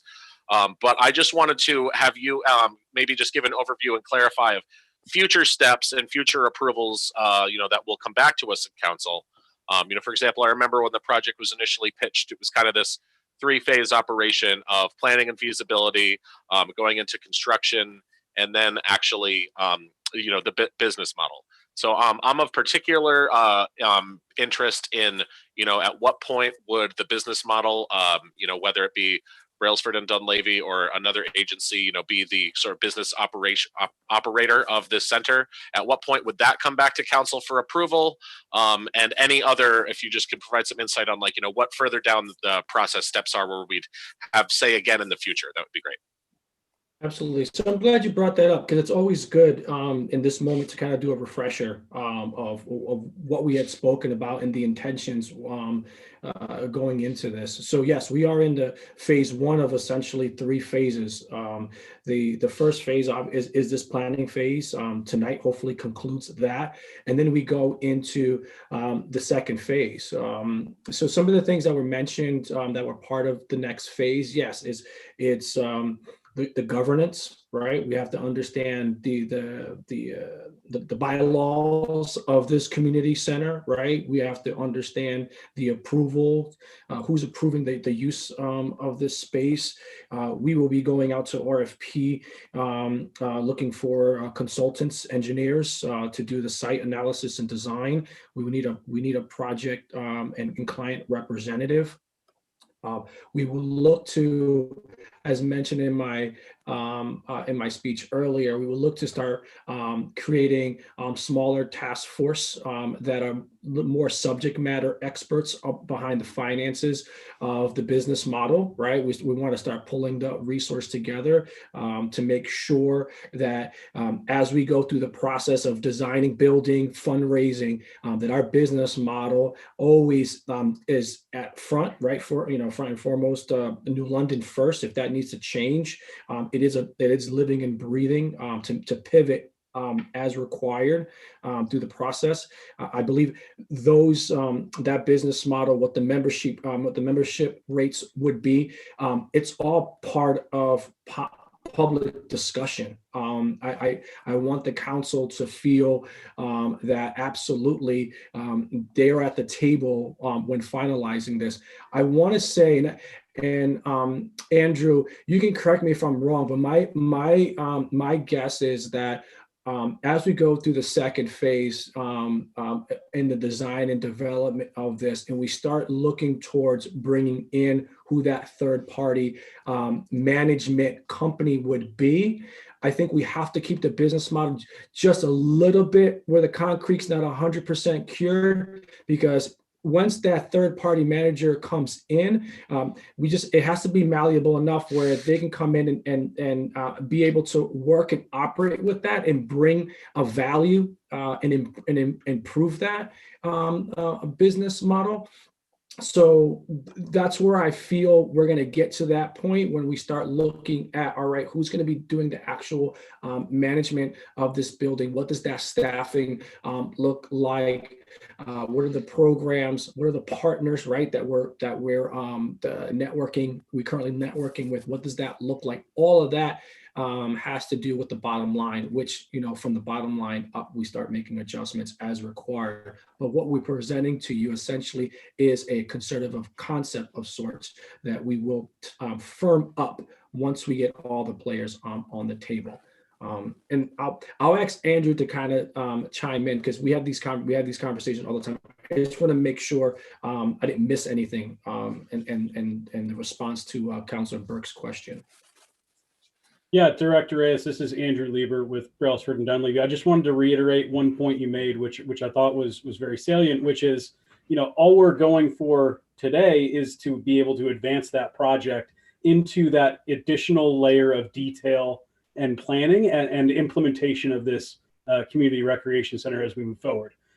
So as it relates to how the building gets governed, how it gets operated, as this project advances, all those pieces come into play. And so that you're exactly right, that the third party manager has the ability to become intertwined with the city's values and ensure that the facilities program operates in the way Renew London's first, and also achieving financial sustainability. It's all about making sure those objectives at the forefront continue to advance all the way through grand opening and ongoing operations. Okay, thank you. This is President Dominguez. Any other counselor with a question? Sorry, Yeah. President Dominguez, I just Yes. wanted to finish answering James Burke's question, Okay. because the third phase of this would be essentially the opening, bringing in that third party, moving in Parks and Recs, and officially launching this. But this next phase that we're going into, it's going to be there's a lot of moving pieces. We're going to need a lot of help from the community. We're going to be leaning on this council. It's going to be essentially a community effort to make sure that as these challenges erupt, it's the same thing like during the planning phases, that we're able to create solutions as they come. But that's what you can expect in the next phase, going into that third phase, which is essentially the wrapping up construction and moving into the facility. President Thank you Dominguez? Oh, sorry, go ahead, Councilor Burke, I'm sorry. No worries, President. This is Councilor Burke. Thank you very much. I just want to make one quick comment and then I'll be through. Thank you very much, Director Reyes, and the staff at B&D. I do look forward to supporting this tonight. With note that I, do plan on actively participating in the discussions in future phases. I've spoken to Director Reyes privately about, my particular passion for making sure some of the multi-use spaces are adequately set up for our performance arts community, that, they have just as much state-of-the-art facilities as our sports and recreation population. So I do look forward to supporting it tonight. I look forward to those future discussions. And one final question, it's simple yes or no, Director Reyes. Will this project have a PLA? Yes. Nothing further. This is Councilor Burke. Thank you very much. Okay, thank you. This is President Dominguez. If you notice, guys, councilors, I'm rotating. So I'm just allowing everyone who hasn't asked a question to ask it right now. I see Councilor Dice, you haven't asked a question. Do you have a question? Yes, no? this is Councilor Dice. Yep. I speaking. I didn't understand. You asked through you, President, to James Burke. You asked Director Reyes, did he have a what? And could you explain what that was? This is Councilor Burke. Project labor agreement, that there would be union labor on this construction. Yes, this project is budgeted for union construction. Yes, we will be negotiating a PLA for this project. Okay, this Councilor Dice, thank you. So when we get terms like that, if you guys can please break it down, because that unfortunately went over my head, but when you explain what it was, I'm right there on point with you. And so just so you told me I can say yes or no. that is true. So one thing I always look at, and I know that I want to encourage people in the community to speak up, is making sure it's affordable, because the families that I work with are families, they benefit and utilize the rec department on every level. So making sure that they're not iced out and they are able to use the facility is where I'm coming from. So whenever you hear me, I'm always talking about how my family are being involved and utilizing the facility, and it's affordable. So that's where I stand at. But I'm thankful that you said that people will have an opportunity to weigh in, to talk about it, because it takes all of us to make the next stages happen. So thank you for that. And I hope that everybody's listening attentively to this, that I don't want to hear about you didn't have an opportunity to have your input. You need to give your input, be involved, and help make this go forward. This is Councilor Dice. Thank you. Okay. President Dominguez speaking. At this time, Councilor Goodwin, do you have any questions or comments? I absolutely do not have any questions at the time. I chair the Economic Development Subcommittee. So as you know, I'm watching this like a hawk and very involved and very grateful for the work of the administration under Mayor Passero, as well as Director Felix Reyes, and all of you guys, Katie, Paul, Andrew, and the rest of you guys and your team there. I'm just excited as the kid who is a Whaler class of 05 class president who walked every day to school. I literally walked every day to school, which was probably over a mile from the projects known as State Pier Road. And we didn't have a community center. And where did I walk to after the high school? I walked to the Martin Center where I worked. I was employed. And thankfully, the Martin Center had programs like YO. They had programs like Teens Off the Hook, which I worked at 15 years old. They had RAD, recreation alternative to drugs. They had all types of other programs like LEAP. None of those programs exist today. The kids, 150, 120 kids at one time in the Martin Center, our most at-risk population in the Martin Center, currently are displaced. No one's talking about them being displaced. Why? Because our rec department currently is housed in a situation that does not allow them to have that many people, not just because of COVID, because we don't have that available space for them to be in. And here we are solving that problem on day one of Black History Month, while other communities are searching for the solutions that we have right in front of us. We have a team dedicated here in front of us, and we're arguing about nuances that I believe we can get over and that we can figure out and still build this. Today is just day one. We're not authorizing anyone to spend any money. What we are doing is saying that we will take this risk and this investment on, but we'll follow this through and through to bring that debt service down to hopefully zero. Hopefully our leadership with, our state reps and our senators will help us get the money that we deserve in the equity here in New London so that we're not having this conversation in 4 years. But I know as a counselor on today on Black History Month, the last thing I plan to do is not vote in favor of something that is going to bring generational changes to marginalized communities here in New London. Nor am I going to sit and continue this narration that existed when I was class of 05 and we took out that bond for schools that are still being built. Today is a new day.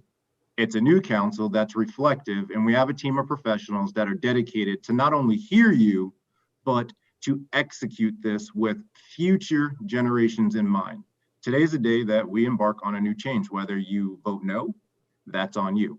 But today, as a freshman counselor on Black History Month, it's time that we push this forward. The dialogue can happen in one of my subcommittees, and I will call as many of them as you would like. But right now, it's time that we hit go and we stop second guessing who we are as Whalers. We are champions. We build them. They're in the NBA, the NFL. They are nurses. They're everywhere. We have to believe in ourselves. So as a resident of this city, as a city councilor in this city, as a class of 05 former class president, now is the time. And it's time to trust in ourselves, in our team, and to continue this through. The work is not done, guys. It's like voting. It's not done. You have to see this through. And today's the day that we do that. So I will not take up any more of your time, but I wanted to make sure that as the person that you guys are looking out for, the at-risk student, I was that guy, that homeless kid, that Black kid, that very, very poor kid who couldn't afford lunch, who was in honors class, who sat next to all the kids from the beach, who got to look at the beach each and every day. And now I want those vulnerable kids to look at that same beach with ownership and us to continue building generational changes for our marginalized and every single person in this community. It's not just about youth, it's about every single one of us. And that's what today's vote is. So I will not take up any more time. I am excited and ready to move this on and to vote. Okay, this is President Dominguez. Thank you, Councilor Goodwin. All right. Any other counselor who hasn't spoken yet? Okay. All right. You know what? I'll just say this. I could echo those words. Booker, you just put your hand up when I'm I just want to just echo those same words that Councilor Goodwin. I mean, that's the reality. It's an investment in our community, and this is just the first step. We're not spending the money. All right. This is the first step to many more meetings. This is not being done, in the background, in the hiding place. This is up front. This is something that is done in the open, right? So that everyone is transparent. So everyone has an opportunity to speak, has an opportunity to comment, has an opportunity to ask their questions and get their answers. That's what we're doing. And I think that's what you call democracy. And that's what we're doing here. So with that said, before I go into Councilor Booker, Mayor Passero, can you speak on the whole state, how the state can help part, and then I'll go to Councilor Booker. Well, thank you, President Dominguez. Yeah, I won't go on, but there was a comment, and I don't remember who made it at some point along the way about you know, the state should be paying for this. We should be, you know, asking for, I think, bond commission money. And that of course is the plan. But as Councilor Dias will tell you, we've been there once already. You can't go up to the bond commission with a dream. You have to go up to the bond commission with a project. Our greatest chance of getting anybody's investment in this project, including the state bond commission, is to show them that we're first investing in ourselves, that we're committed to this project. And your action tonight by appropriating money so we can move forward means that we have a project. We can start designing a project. And then we can go to the state with discrete parts of this project when we're ready and we have a price for the design phase or the soft costs or whatever phase we want. If there's you know, any site work that has to be done, we take that piece of it and we go to our legislative delegation, and you know, Representative Nolan goes up there and says to the State Bond Commission, it's time for some money to go to New London, and here's a project that's worthy to invest in. So, you know, the State Bond Commission isn't going to give us $30 million, but they're going to support our project in different discrete pieces, and we have to have a project for that. And I think that goes for any other investor in this project. First, they want to see that we are confident enough to invest in ourselves. We're financially secure. We have a plan that's sustainable. We have a great project, and it's worth investing in. So, so the answer is yes. We do plan on asking the state along the way to assist us with this project. This is President Dominguez. Thank you, Mayor Pastro. Councilor Booker. Thank you, President Dominguez. You know, I just started thinking about when Councilor Goodwin said this is Black History Month, and Black history is every day. And one of the people that resonated with me when I started thinking about our children, I started thinking about the residents, is Frederick Douglass. And he always says, if there is no progress, if there is no struggle, there's no progress. And as a community, we have to continue progressing and moving forward. And this community center project is an exciting opportunity for New London and all of its residents. The benefits of the health and wellness, in addition to the opportunities for programming, will increase the overall quality of life in our city. And I plan on supporting this CAM tonight because I want to continue to see our community grow and develop together. And I just always think about those students volunteering at Benny Dover, volunteering in the high school. And I just always think about those kids, and I'll see them ride their bikes, they'll walk wherever they have to go just to be involved because they love their city. And I think about that's the future. And I'm voting on the future tonight because that's what I believe in. I believe in seeing the city continue to grow. And that's what I want to see, because I know those kids, every time when I walk in those buildings, you know, pre-COVID, that's what they need and that's what they desire, programming and having it. And I know as a council, we're going to do whatever it takes to make sure that everyone has the opportunity. Everyone has the opportunity to be able to walk through those doors. So I want to also thank the mayor. I want to thank the council. This is a great opportunity, and I plan on voting in favor of this CAM this evening. Thank you. Okay, this is President Dominguez. My last councilor to call will be President Pro Tem Nartatis. And then after that, we're going to vote. Yeah, let's go for a vote. I'm good. Okay, all right, thank you. I left it in you. Okay, all right, so let's go for a vote. All right, on the 7.3B. Here we go. This is a roll call vote. City Clerk Ayala, go ahead. Councilor Dice. Yes. President Pro Tem Nartatis. Yes. Councilor Sadai. Yes. Councilor Booker Jr. Yes. Councilor Burke. Yes. Councilor Goodwin.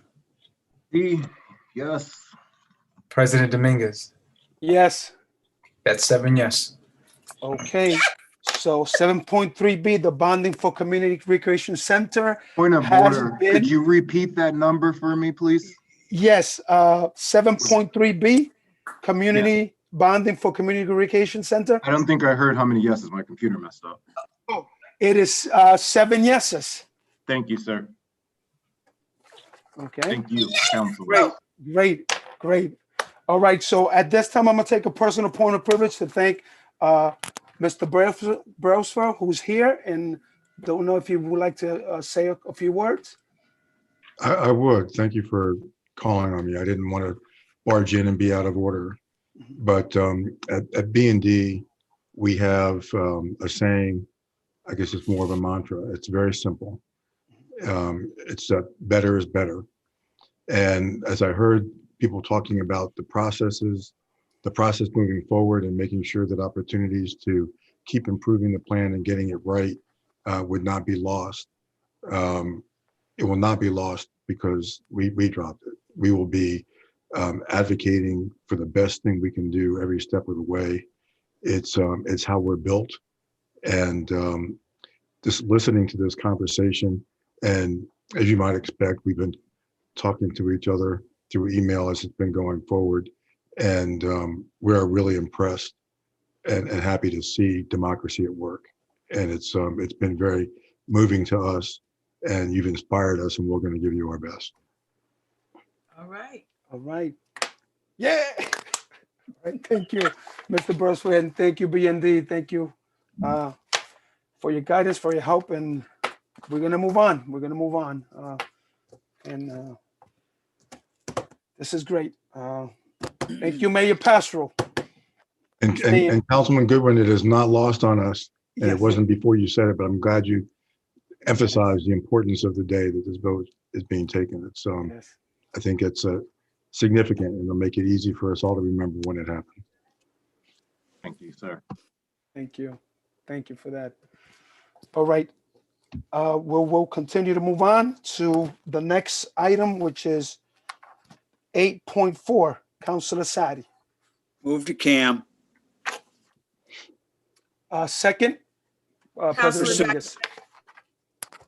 Pursuant to General Statute 8-24, City Council hereby refers a potential construction of a community center at certain real property commonly known as redevelopment parcel 3B/C within the Fort Trumbull Municipal Development Plan to the City of New London Planning and Zoning Commission for a report on said substantial improvement of municipality-owned property. Okay, President Dominguez, go ahead, Councilor Sadi. So first question through you to Director Reyes.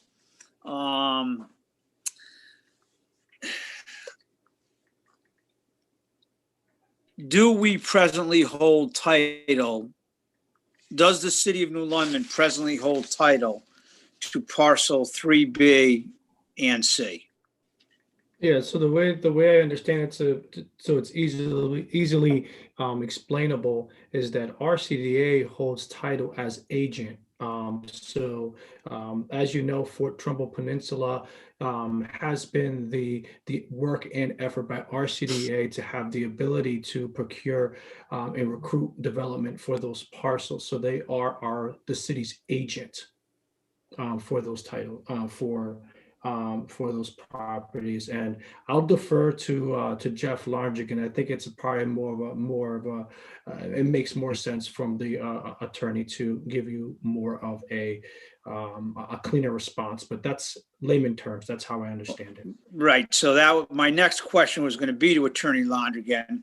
And do we have the ability to refer this parcel to planning and zoning if we don't hold title to it? This is Attorney Jeffrey Landrigan. Yes, we would. While legal title is held in the name of RCDA, it is for the benefit of the City of New London. So I don't think it would be inappropriate for us to get the administrative piece of having an 824 review of this potential parcel, because at its core, the city does control the fate of the parcels in question. Thank you very much. Second question would be, again, back to Director Reyes. In your key decisions and approvals on your presentation earlier this evening on page 14, you talked about site prep, parking, and landscaping being $2 million. Does that cost include any cost of remediation of the property we're talking about? Yes, I'm glad you brought that up. Yeah, so there's a line item in the deeper budget that was part of the documents that Brailsford and Dunleavy presented. So there is about $230,000 set aside for remediation and the remainder within the site development. When you develop a site, and I'm glad you brought this up, John, because I think this is good to let folks know how this stuff works. We're looking at parcels 3B and 3C as one. It is two separate parcels, but we are looking at it. The one closest to the road, what we call the Stillmans, that's clean. That was ready for development. That's the one, the second parcel piece. The first one does have some remediation that's required. But the goal and the challenge to the architect and design is, as you're doing site development, as you're deciding where the building sits, where the parking goes, sometimes some of the remediation that's required is won't have to be done based on how you develop the actual site. So Brailsford and Dunleavy was smart enough to understand that there is going to be potentially some remediation work, and they did set that aside, but they did put some funding, some dollars into the actual site development, and that's the next phase. We really won't know how the building sits and where it goes until we have an architect and engineer under contract. But we do have from Peter Davis all the information in regards to the site, including estimates of what that remediation work looks like. I don't know if it's the last question or not, but on that same form, you said that the hard cost of the construction of this building is $23 million. And you broke that down into building 19 million, site prep parking 2 million, and furniture, which we call FF&E 1 million. Mm-hmm. Now, simple math, 19 million, 2 million, and 1 million, or 19 plus 2 is 21, plus 1 is 22 million. Yet you list the hard cost as 23 million. So where is that other million coming in? Yeah, so the numbers that the numbers that we're giving you and we're presenting is these are based on industry standard. These are estimates that are giving. So it's 29.7 something, or we're rounding it up to what we feel is the right is a full $30 million, because it is at this point still an educated estimate based on industry standard numbers that we are seeing in this region. So until this project goes out to bid, we won't have a concrete number, but what we're doing tonight is establishing a budget of 30 million, or not to exceed $30 million for this project. Yeah, can I speak to that? That probably was a question that should have been asked in the last motion, but I didn't get a chance to ask that. I have no further questions. Thank you very much. Okay. Yes. Okay, thank you. This is President Dominguez.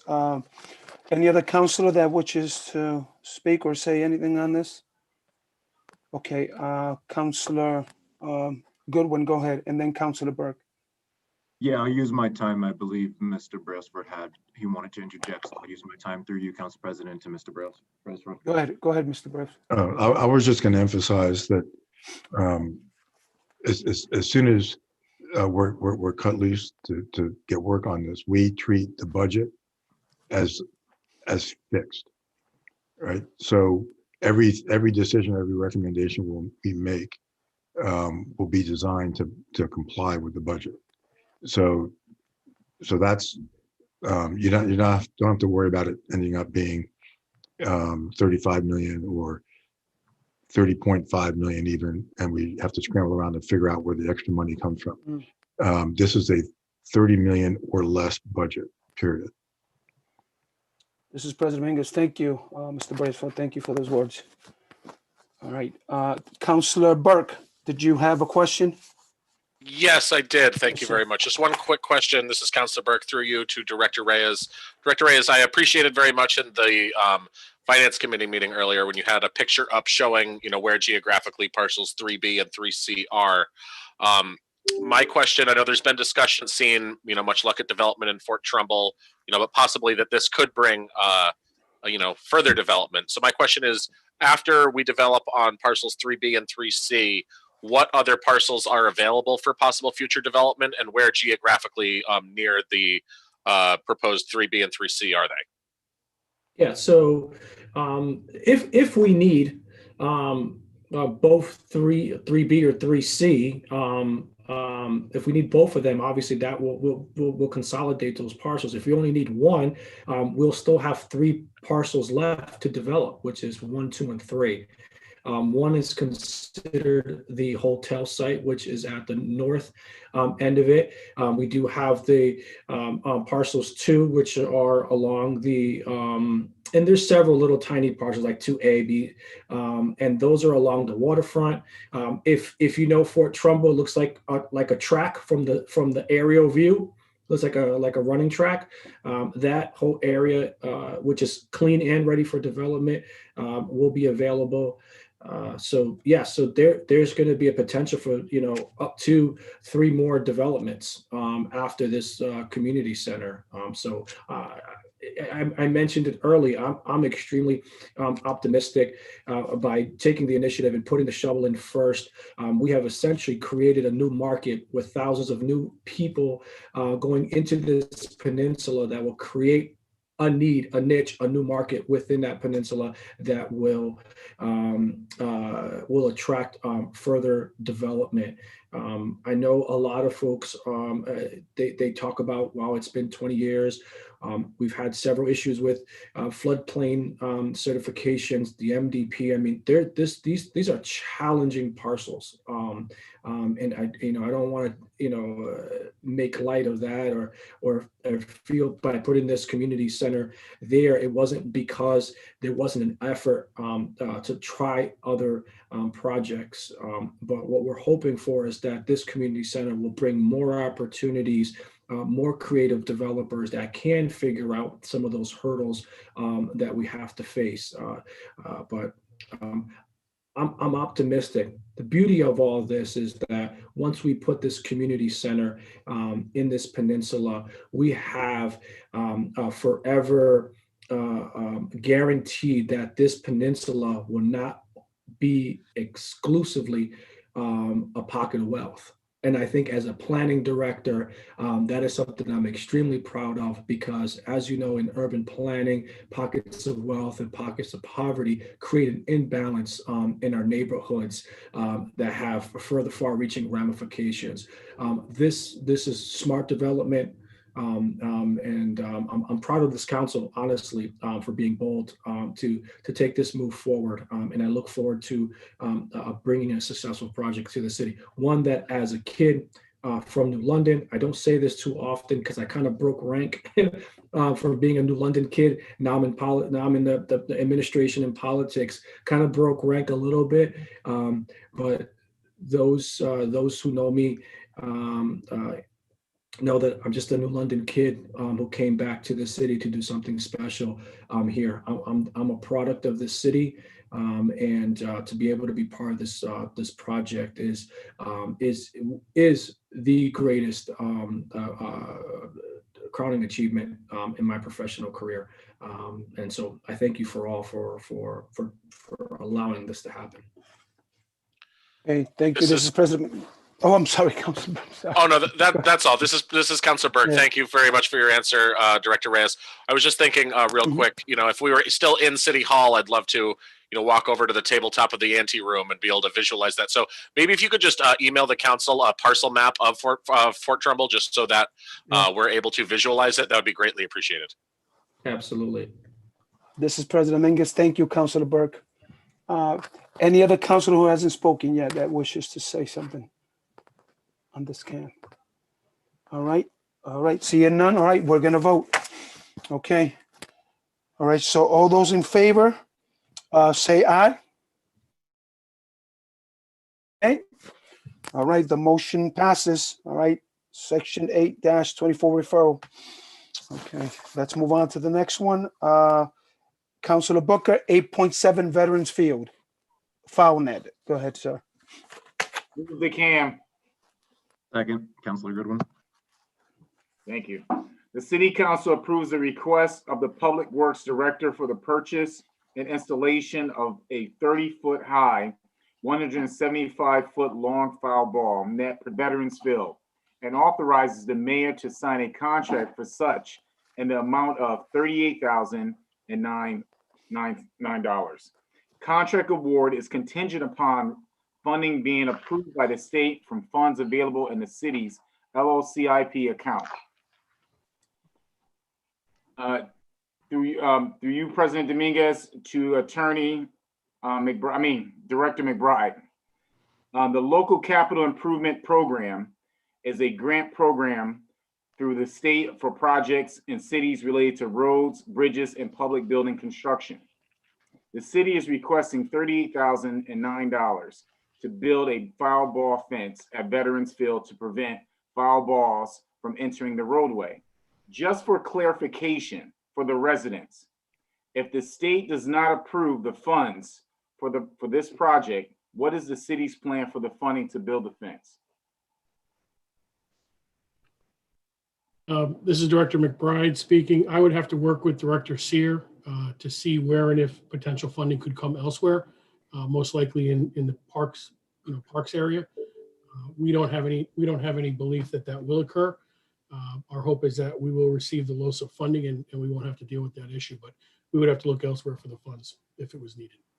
President Dominguez, I think Director Sear can probably explain that too. I think he gets pre-approval. Thank you, Mayor Pastor. Yeah, I was going to call him next too. Go ahead, Director Sear. Thank you. Good evening, everyone. We actually do need your approval as City Council before LOSIP can give their approval. However, I did have extensive discussions it was about a year ago, with the LOSIP administrators at OPM at the state regarding recreational facilities for the city, et cetera. And they did approve funding that did rehabilitation at the artificial turf fields up at the sports complex. So I kind of paved the way at that point and got their approval, pre-approval, if you will, for that category and that work to be done. So I have no, I have no expectation that it would be denied. However, to answer your question, if it was denied, I do believe that this type of work would fall under our infrastructure bond funding that we have in place, and we're also proposing for next year. I think it would follow under that umbrella. We won't know until you approve, because that has to happen for them to review and hopefully approve. Thank you, Director Sear, for your clarification. Greatly appreciate it. Thank you so much for the clarification on LOSIP. But for the residents who are listening, it's the Local Capital Improvement Program. So thank you very much. This is Councilor Booker. Thank you. Okay, President Dominguez, thank you, Councilor Booker. Any other councilor wishes to speak on this, Cam? If not, we will go right into voting. Okay, Councilor Sadi, see your hand. Go ahead, sir. Yeah, I just like to make a comment that $30,000, a lot of money, whether or not it's going to correct the problem, I'm sure. I just want the councilors to know that I believe that design this field, they moved the baseball field backwards towards the road more. And now the trajectory of the balls going not only into the road, but also into neighbors' property. And there's a fear that some neighbor's child is going to get with a ball. It's not just a car windshield. I would strongly recommend that the administration look into filing a lawsuit against the architect for the design flaw, and that if in fact LOSIP does not pay for this fence, that they be the ones responsible for paying for it, not the city.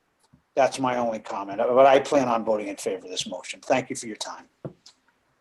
President Dominguez, thank you, Councilor Sadi.